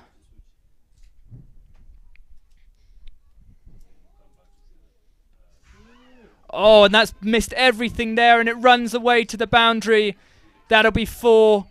It was an incredible ball there, yet again with that shape, drifting into the right-hander, beats the batter, beats the stumps, vitally beats the wicket-keeper, and then runs away.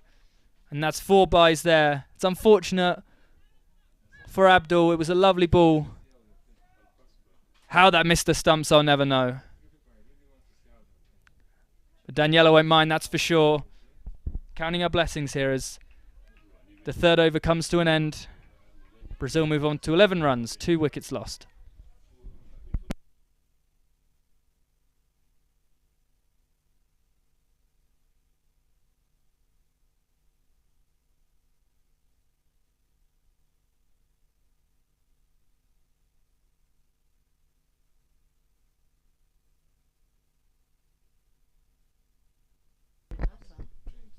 What do you think of the start here, Rom?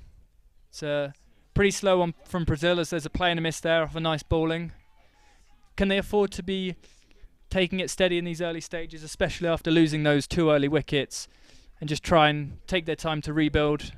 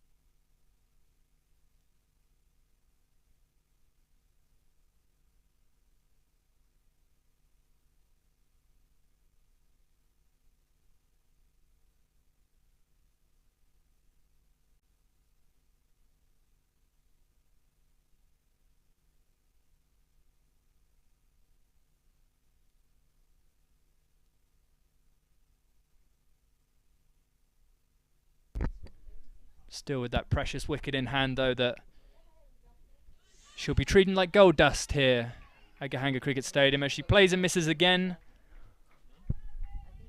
Being very watchful here, Renata de Souza, in the early stages of this power play. But it's a really nice field from Nigeria, as Rob mentioned. Just the 2 owl on the boundary. All of the fielders on the inner ring jumping onto any ball that they see as that one is edged. It goes to 3rd man. There's a bit of confusion. It goes to the bowlers and it'll be close. And the bowler just held onto that ball for a little bit too long there before throwing it. Daniela survives the little scare there. It did go straight to the 3rd man fielder, but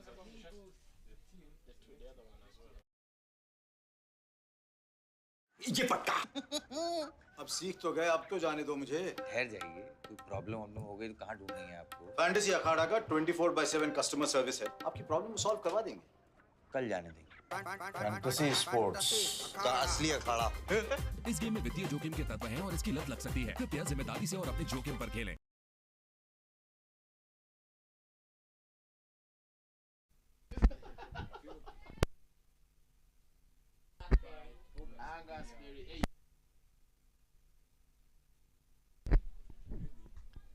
Into the fifth over now of this Brazilian batting innings.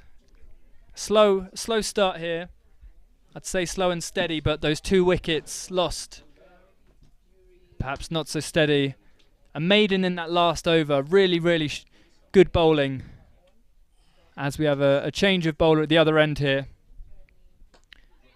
That's a nice strike there. They take the run again, putting the fielders under pressure. Direct hit, and that has to be out. Yep.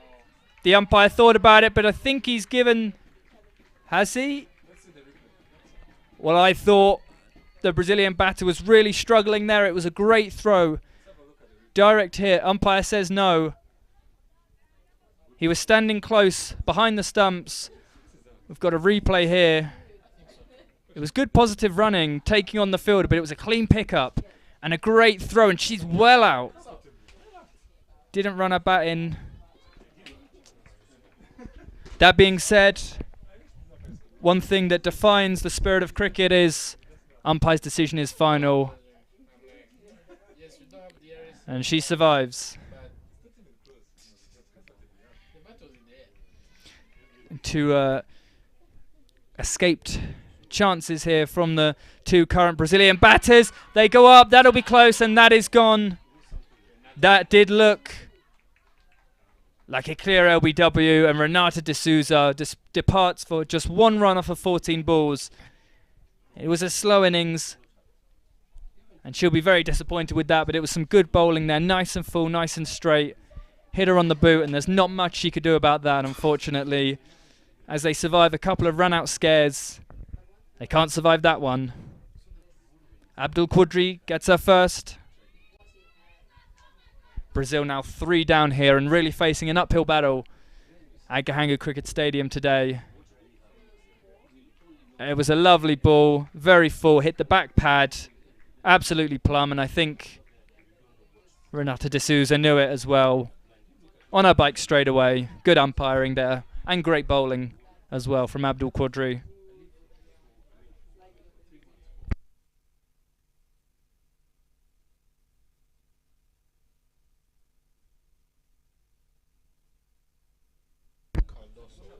Laura da Silva, Cardoso in now to try and give Brazil a bit of hope. I know, having spoken to their backroom staff, they're a very tactical team. They really know exactly what they want to get out of an innings. One thing they definitely don't want, no team wants, is to lose 3 wickets inside 5 overs. That goes without saying.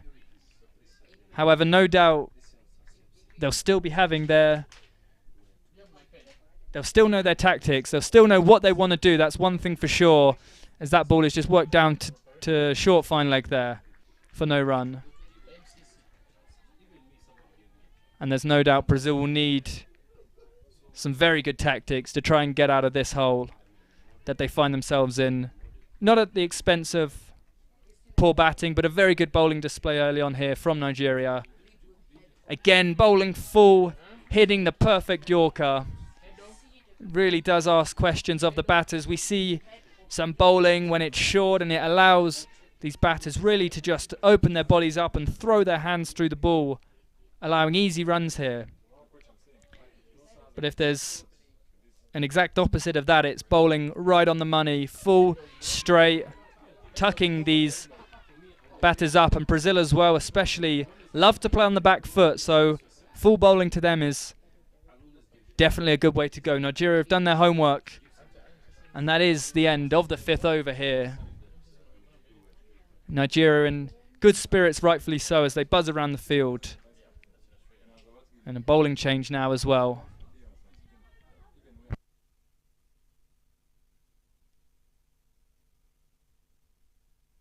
George is now coming on, marking a run-up out, trying to continue this incredible bowling form that we've seen from Nigeria in the opening 5 overs here. We're seeing a fielder being sent out to deep mid-wicket there. Third man being brought in. Fine leg absent for Nigeria, so we're going to need some good bowling here. Long on also being sent to the boundary, which from a Nigeria perspective, possibly a little bit defensive. They're doing very well for runs, and if they can keep taking just a few more wickets, really start to get into that middle to late order of the Brazil women, they put themselves in a really good position here. What do you think, Rom?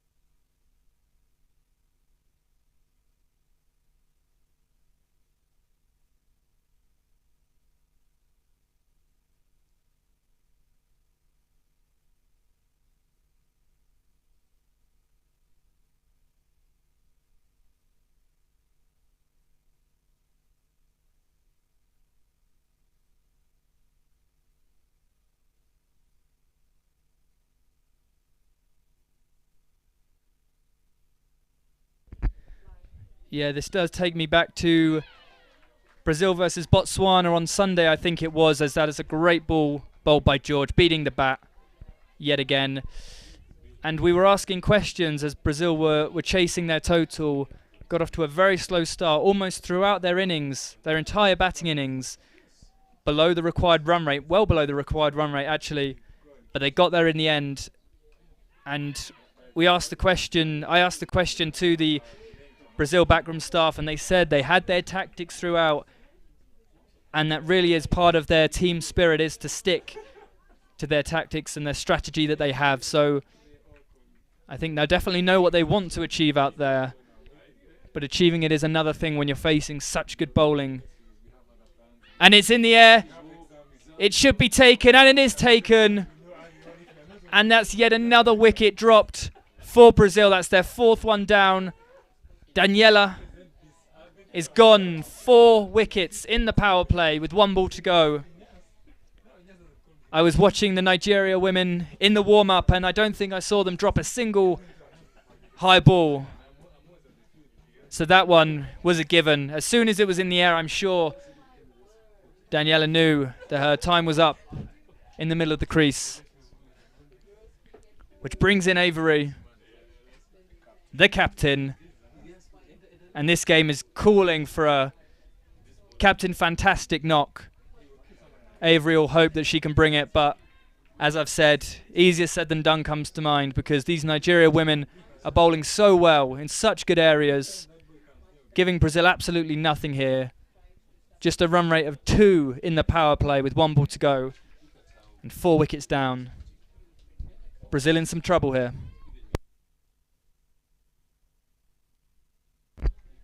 I beg your pardon, that's the power play done. 12 for 4 after the first 6 overs. Not good viewing for Brazil here. But never say never. I'm sure they're not going to be too deflated. They've got batting to come. As I've said, they've got their strategy and their tactics down to a T. It's just whether these Nigeria bowlers are going to take their foot off the pedal and give them anything to work with. As of yet, I don't think so.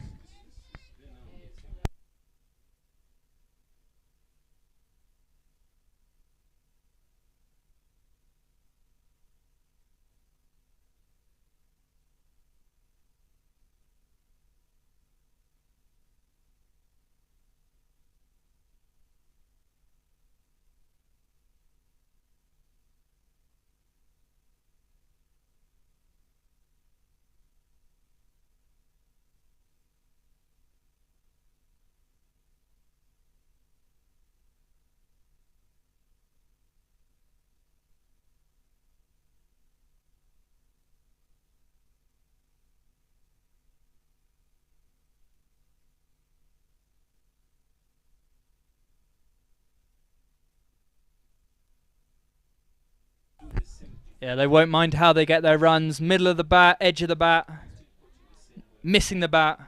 They just need runs here, and they need them quickly. It's a welcome edge. Welcome bat on ball for Brazil as Nigeria react to that, dropping their third man out to the boundary. Perhaps a bit reactionary there. Only seen the one edge. And if anything, that should give you a bit of hope for some more edges, possibly to put a slip in. That's a wide ball there. First real signs of Nigeria women perhaps struggling a little bit with the ball. However, you've got to say after those first 6 overs, they can afford this.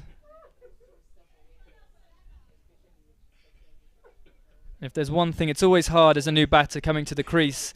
If you've got someone at the other end that's been there for a few overs, faced a few balls, got bat on ball, got a few runs, it's always easier just to get a bit of advice, a bit of reassurance. However, as the captain strolled out into the middle, she met her partner, Laura Cardoso, who's on 0 off of 4 balls, so 2 very new batters here, facing an uphill battle, playing a miss.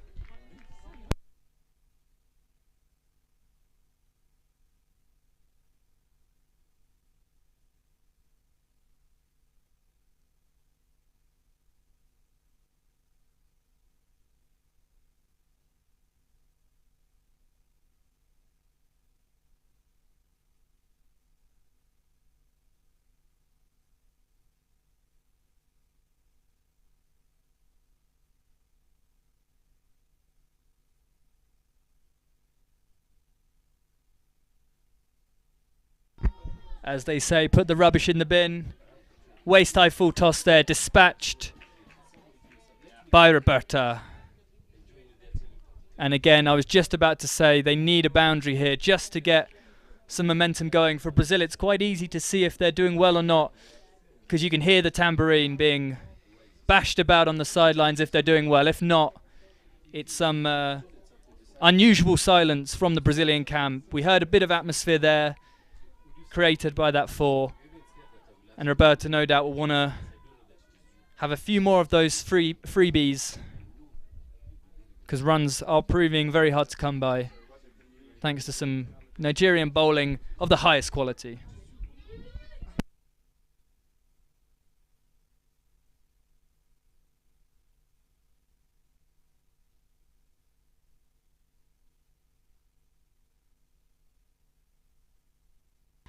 Yeah, they're definitely creating a name for themselves as being the party people of this tournament. I go back to that very well-earned win against Botswana last weekend, and the celebrations there really show that they're bringing the carnival atmosphere from the streets of Rio to Gahanga Cricket Stadium here in Kigali.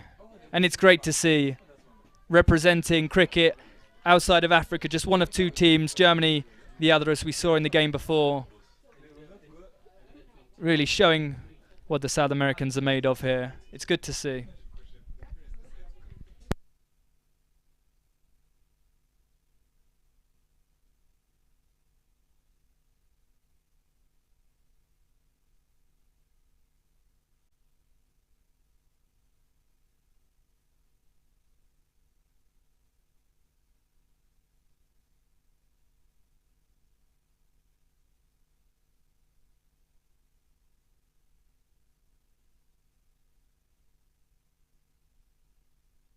Yeah, definitely, and an absolutely beautiful country it is as well. I'm not sure there would be many international cricket teams that would turn down the chance to come here and play at this incredible stadium here at Gahanga.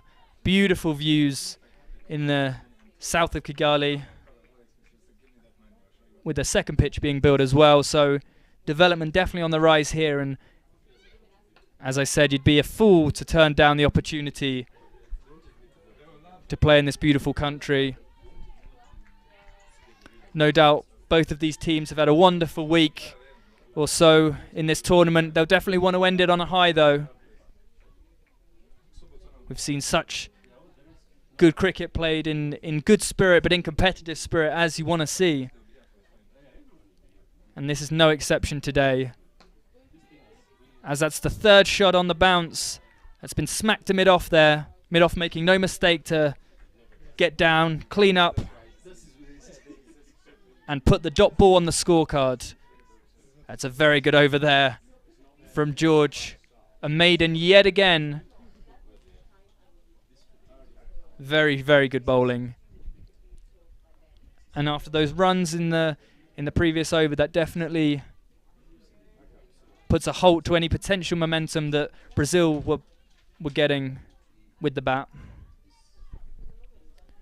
But it still offers good signs. Willow on leather is what you want as a batter. And although Roberta found the fielder on the last 3 balls of that over, bat on ball is always a good sound.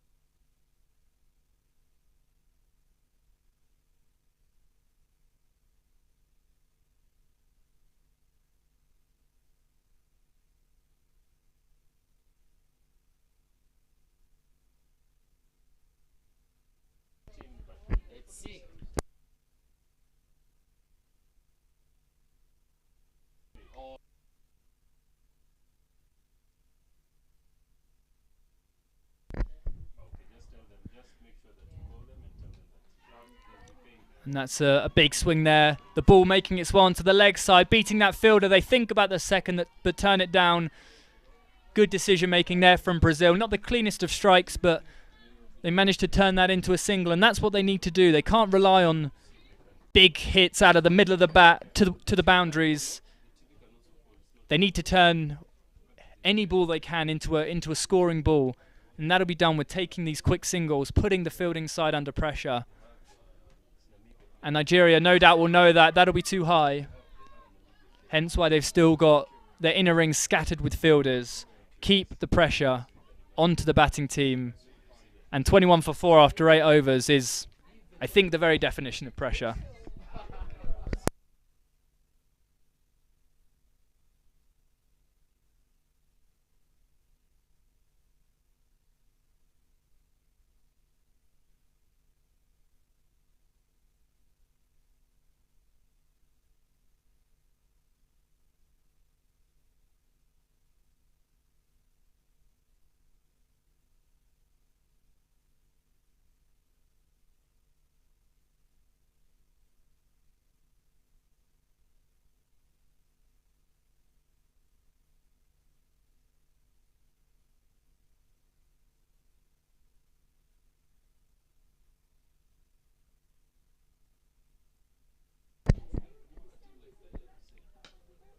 And Roberta moving on to 9 runs off of as many balls, now 9 off 10. But she's been striking the ball well here. Bar that last ball finding the edge of her bat, we've seen a lot of shots right out the middle, albeit finding fielders. It's definitely a good sign that she looks in good touch. It's just whether she can start beating this inner ring. Plays that off the back foot, punch to cover. But definitely no run in there if the Nigerians have anything to say about it. That's the end of the 9th. कितने पैसे चाहिए? पैसा नहीं इज्जत। मोहल्ले के चिरकुट लौंडे हरा रहे हैं मैं फैंटेसी स्पोर्ट्स में। आप एक्सपर्ट हो, सिखाओ। सिखाऊंगा तो जाने दोगे? फैंटेसी स्पोर्ट्स का असली अखाड़ा। इस गेम में वित्तीय जोखिम के तत्व हैं और इसकी लत लग सकती है। कृपया जिम्मेदारी से और अपने जोखिम पर खेलें।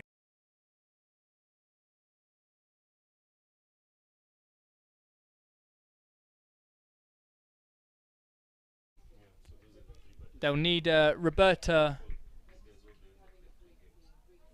to bat deep into this innings, I think, to stand any chance.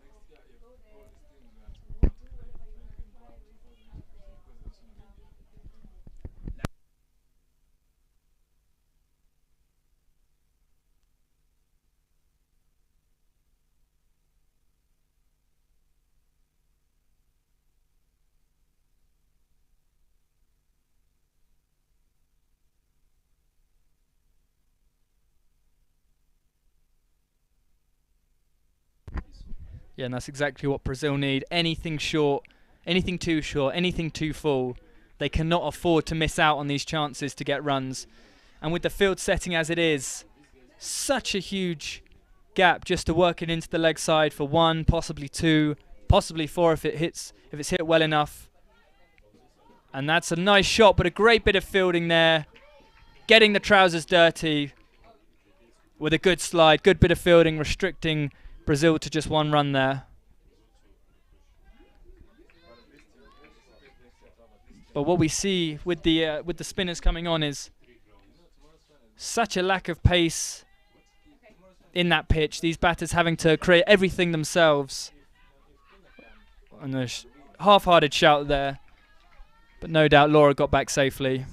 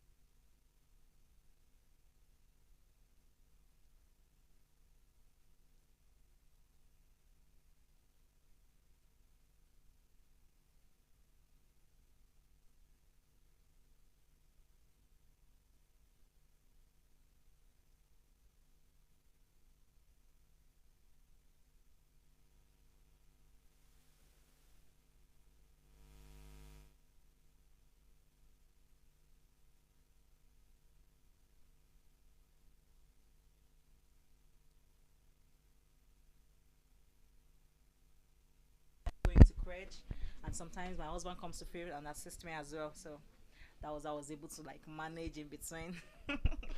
That's perfect. So again, I won't ask you too many more difficult questions. I've just got one more. So my final question though is, what words do you have for hopefully all the women out there who are watching this, who are thinking, this looks amazing, I want to be part of this, be it playing, scoring, umpiring, but especially umpiring from your point of view, you know, inspire some people out there. Why should they take up umpiring?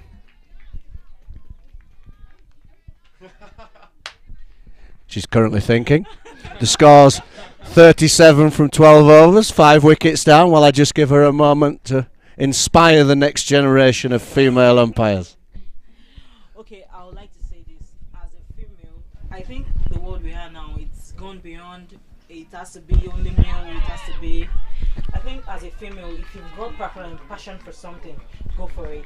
Especially when it comes to umpiring, I say that because in Nigeria we have, for now I think we have more than 10 female umpires. Amazing. Yes, in Nigeria. And they've been doing perfectly well. Aside from officiating the male games, they didn't do it like, okay, because you're a female, you have to officiate a female game because you're a male. It keeps going on and on. So it gives us enough scenarios. It gives us different things. So it helps us grow. So I like to say to someone out there, I know someone is out there, people are out there that really want to go into it. Just go for it. Push for it. Concentrate. Stay focused and be determined. You'll get there. I knew you'd get the answer in the end when I gave you a moment. That's fantastic. I'll hand you back over to Romeo for a bit more commentary.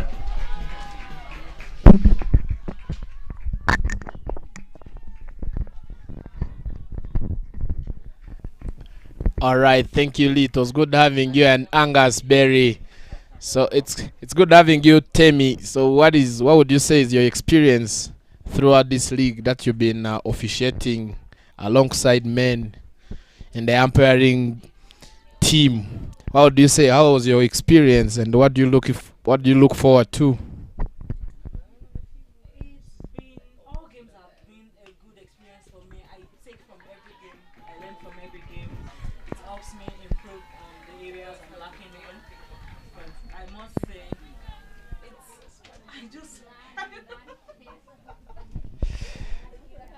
All right.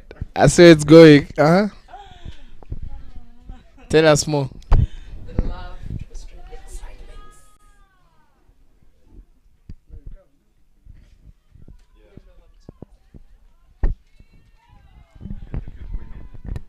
Rome, I can see the only female umpire of this tournament.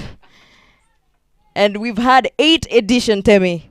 This is a special tournament that is hosting the only female umpire and the first. So I'm sure the laugh that was coming from there, it is the laugh of excitement. So how has been your experience? How does it make you feel to be the first female umpire of Kwibuka International Tournaments?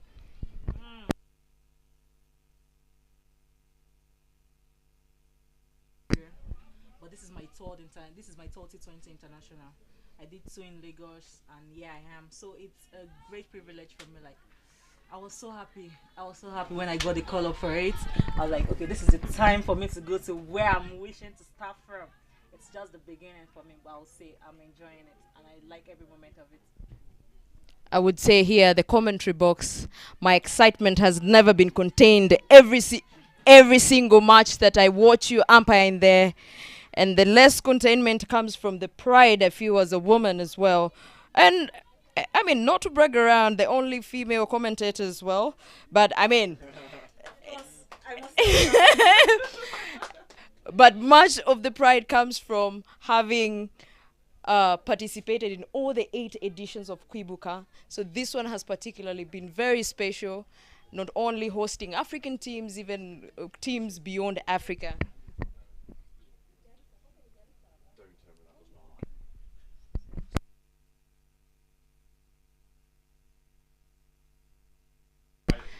A big shot there that will run to the boundaries.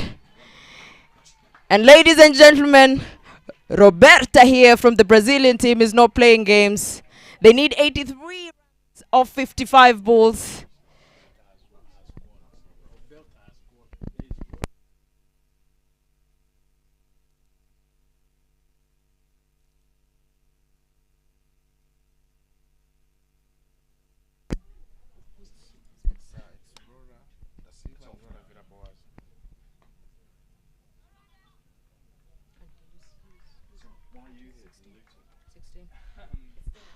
I beg your pardon there. It's Laura Da Silva who's still in there. Played a very nice shot to the cow corner. And I should say, Lee, one thing that impresses me about the Brazilian team is their attitude from the first ball to the last ball. As you can see, the odds don't really seem to be in their favor at this moment, but that does not quench the thirst they have there with the bat. They've been great to watch all tournament, and again, I think that comes from the top, the leadership from the captain. I think she certainly leads by example. There was lots of kind of warming up going on earlier. I usually, as a coach, we usually do some bowling drills, some fielding drills. It mainly seemed to be dancing going on in the corner, but it's whatever works. But no, they've been really good all throughout, and again, it's exposure to matches, as we know. More and more games that they get to play, the better they will be. The individual talent there. It's just about playing more and more games now, and opportunities like this are absolutely priceless. As you can see, they still keep the scoreboard ticking there. It's 46 in the 15th over, the loss of 5 wickets, but that does not kill the morale from the Brazilian camps. As you can hear from the background, louds of samba going on from their camp. Morale is still up and going.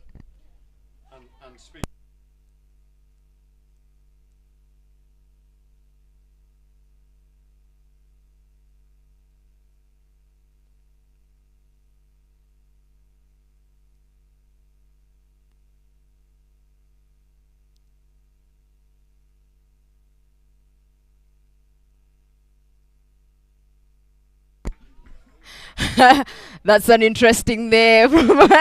An interesting invitation. If you've heard and you're anywhere around Kigali, you know where to find the Director of Operations of MCC. And coming from the pavilion end is no other than Taiwo. Coming on attack there. Bowling full. A chance there. But a slow pick up by the bowler. At the mid-off will gain Nigeria a single run.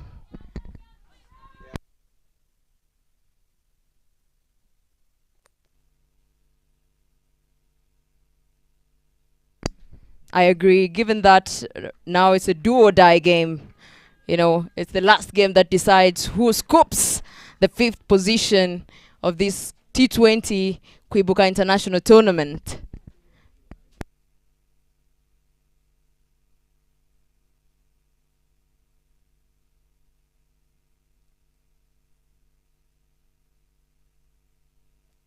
And a big shot down the ground there.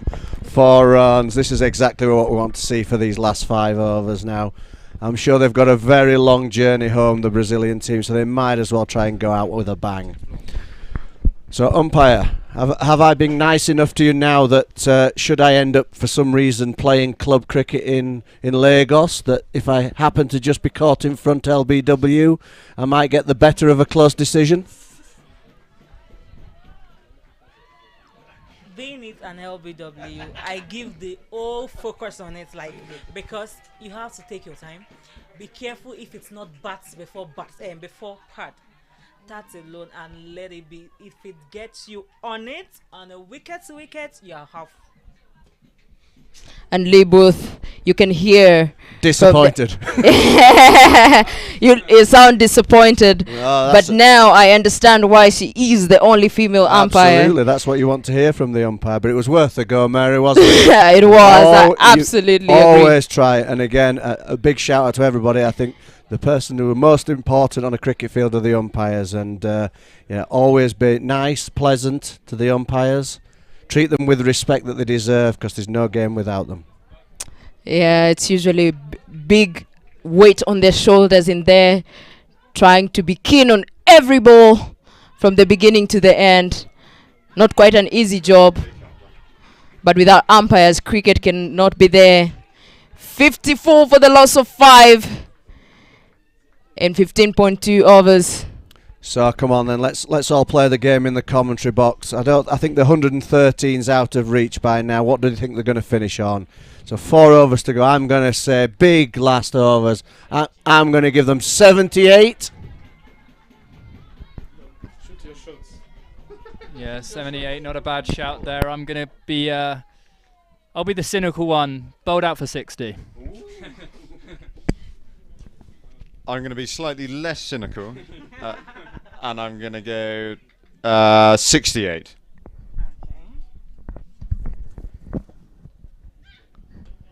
Oh, but looking at the next ball that is hit down third man, I would personally give it 80. 80. Yeah, 80.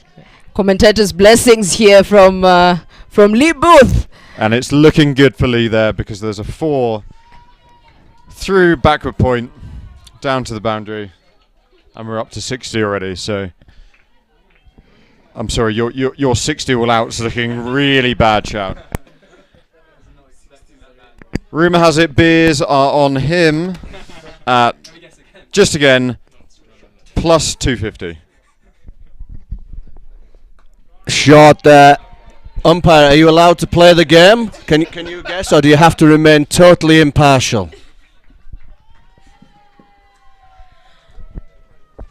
Actually, I'm watching the game now. So now, judging from how the bowling has been going and the fielding and all, I'll give them 88 is good for me. 88? Wow. Yeah.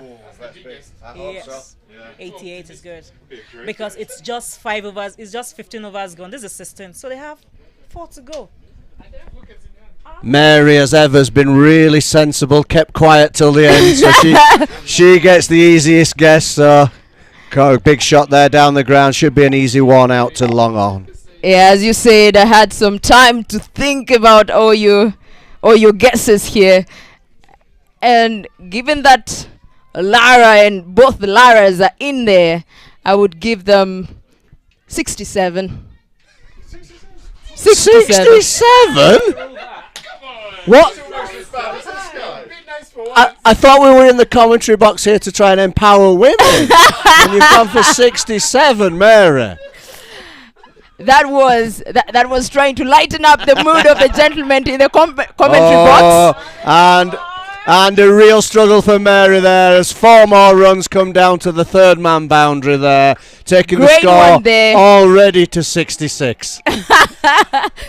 Ladies and gentlemen, I wish you could have been here to witness the enlightened mood by the gentlemen here, by the here of the most optimistic number of 68. But hey, well, at the rate that they are going, I would say I would go for a bigger one than Temitope. 100. They can go to 100. I'll give them 100. We're going all the way to 100 now. 100 now. Ah, absolutely. No, only Mary gets 2 guesses.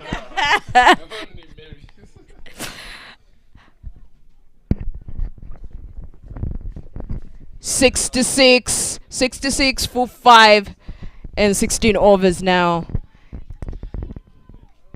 All right, thanks to Lee and Angus and the female umpire, the only female umpire in Mary's voice. Yes. Thank you. It was good having you around. Yeah, keep supporting cricket, and we look forward to having Angus confirmation on Rwanda being on the list.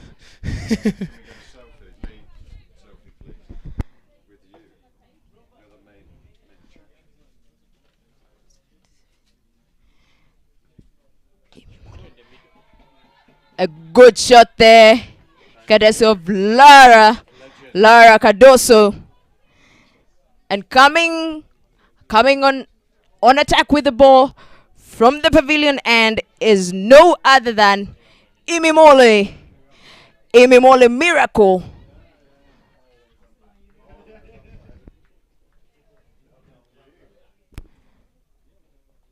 I could say, Rome, this is a great comeback from the Brazilian team, especially with a very tight power play they had today. The field was really tightened, but I could say again, as they continue to impress with their attitude, I think the fall of the wicket has not shaken their confidence even a bit, and that's one thing to take away from the Brazilian team. Yeah, a lot of positives to take from the Brazilians, really. If you look at this, the roller squared I hope that doesn't have to do anything with the commentator's cast. I was about to say something positive, that they had built a good partnership, which has come to an end now, and it was a good comeback really, and I believe if they can play all the overs, they can get close to 100 maybe, if they keep the same strike rate or run rate. Another wicket there for the team Nigeria as Agatha walks out. She doesn't seem very disappointed with her effort. And Moretti, a very great fielder and a fierce bowler, is in there to try and do it for Team Brazil.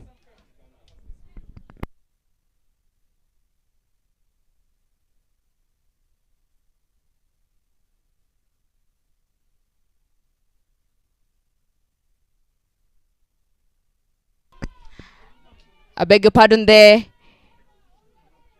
Incoming is Monteiro and not Moretti. Moretti, being the captain, walked off a little bit earlier.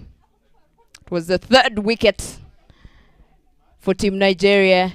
And now looking to also come through for Team Brazil with the bat to face Miracle.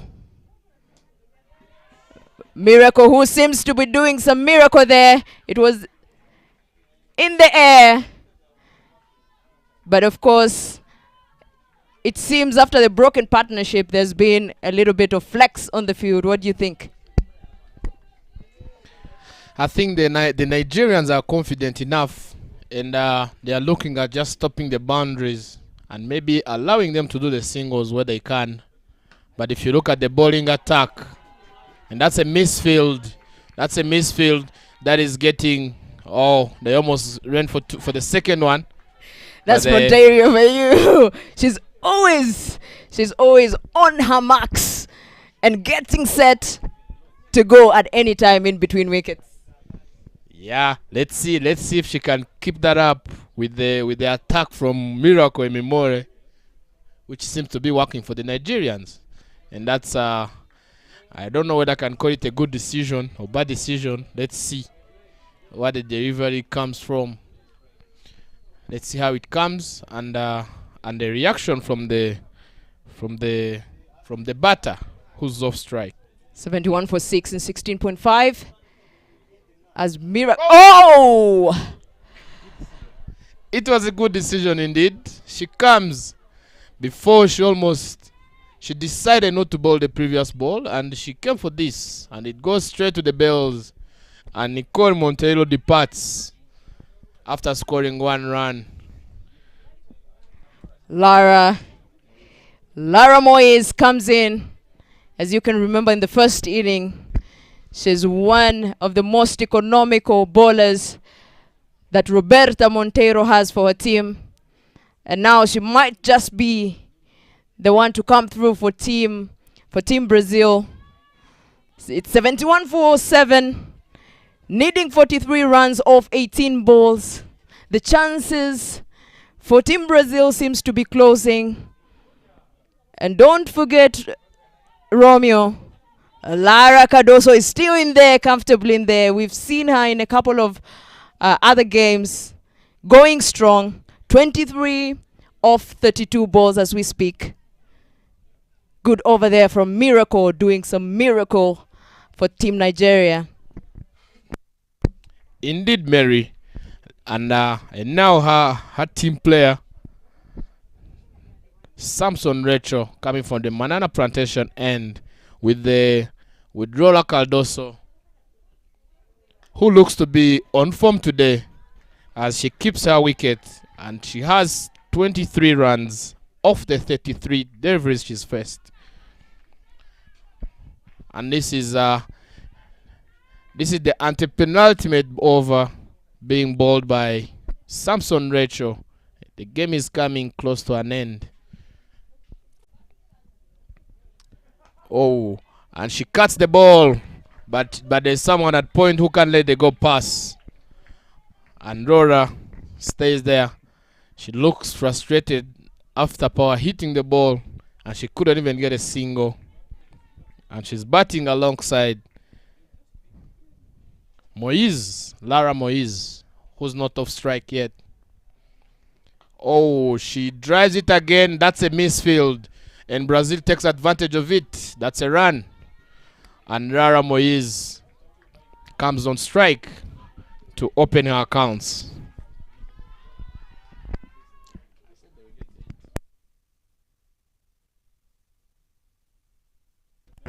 Romeo, you mentioned your 80 seems to be coming true slowly. Let's see what Lara does. That is a slow movement there. Very slow intention there to attack that ball from Lara. And I should say, pretty good over ongoing at the moment for Samson.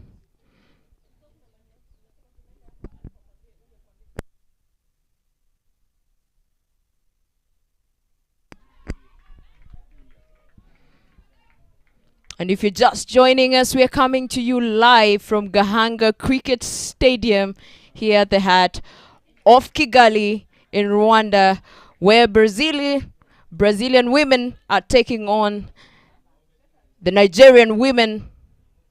This is the second inning.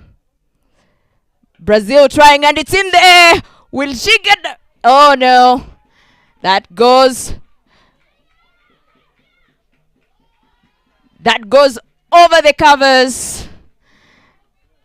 And I should say, great courage there from the batting pair to try and steal a run.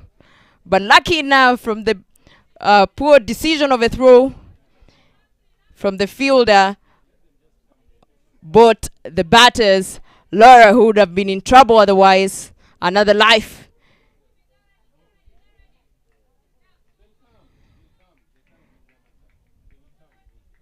Great over there, only conceding 3 runs from an over. Well bowled, Samson.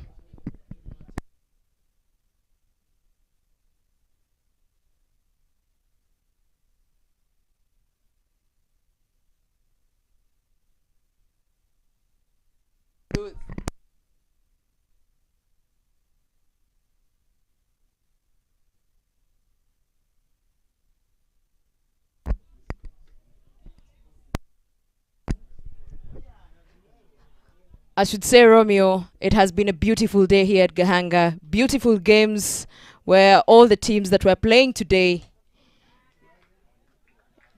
they were closing up. They were doing their final game today. They were playing their final games and securing position 7 to 5th. And now it looks like position 5 is slowly smiling to the Nigerian side.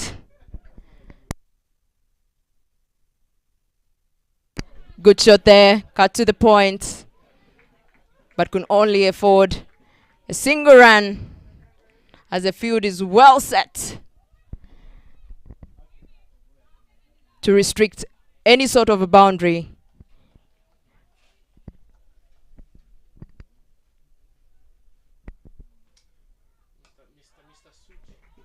Awesome shot there from Lara Moise.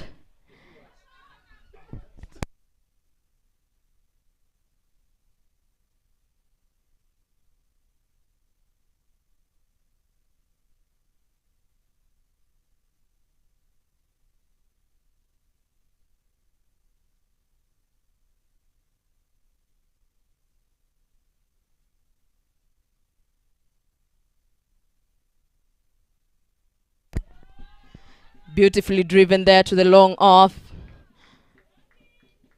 Securing themselves another run. Romeo, I see we are slowly cruising to your estimated mark here.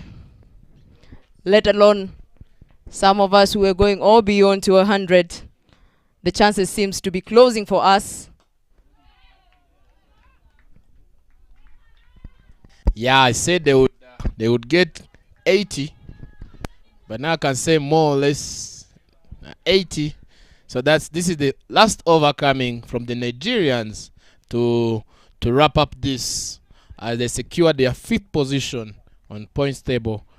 No, not on the points table, on the final list of the participants of the 8th edition of Kwibuka Women T20 Tournament.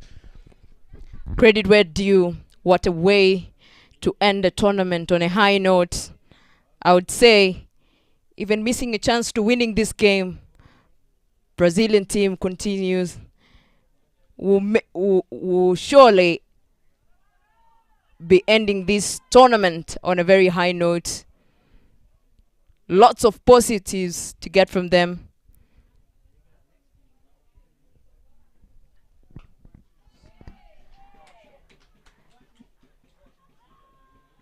Good shot there.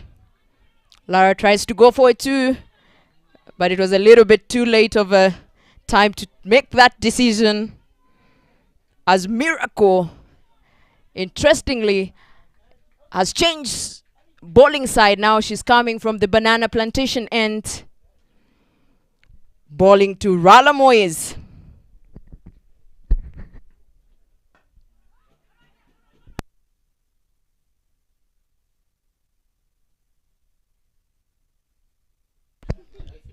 Yeah, and as that required run rate now becomes mathematically impossible, you'd like to see Brazil ending with a bit of flair, having a bit of fun like that. Lara Moyes swinging her bat through, coming for the single. It shouldn't be out there. She makes her ground comfortably. A very, very respectable first Kwibuka T20 tournament here for Brazil women. Not ending on a win, but they've certainly proven that the South Americans can play cricket. Laura Cardoso is on 27 off of 40 balls. It's been a good innings from her. Patient, protected her wicket. As she comes down the ground, it's really good to see the use of the feet there. I think it's not used enough. You see stepping up the wicket to the ball and smacking it down the ground. That'll be 4. That's a lovely shot there. I agree with you. Great positivity. Even as you said, a win looks mathematically impossible. Lara Cardoso, it seems to be game on to the last ball. What a positive attitude. What a beauty from this lady. And I think if Villas-Boas was able to retain her early wicket, they would have made a great partnership with Lara Cardoso, as we've seen in the couple of last games where they've been able to anchor, and with the help of the captain as well, been able to anchor the Brazilian team. But that early wicket might have taken a great toll of the Brazilian team, I should say. Yeah, I think what you see with most successful run chasers, if not all, is there's always that person that's been in there from early on, has a lot of balls under her belt and takes her team over the line. And as Laura there tries to scoop on the very last ball of their tournament, she misses, but it's good to see, as we said, Brazil ending the tournament, having a bit of fun. Nonetheless, Nigeria women with a brilliant display with the ball there, really not giving Brazil much to work with. They finish on 83 for 7 after 20 overs, 31 runs short of that total, but they've played the game in great spirit and gave it their all. You gotta love this, ladies, I should say. You could hear from the Brazilian camp a big shout out to that attempted scoop. Attempted but failed scoop. I'm sure they were more impressed with the intention of trying to do as much as they can. Beautifully played. What a way to end the tournament for the both teams. Yeah, mutual respect being shown here, as you can see on your screens. Both teams acknowledging what were the opponents the other has been, as well as the umpires in there, the coaching staff. No one going unappreciated, and rightfully so. It's been a great day of cricket. And now the music starts. Nigeria won.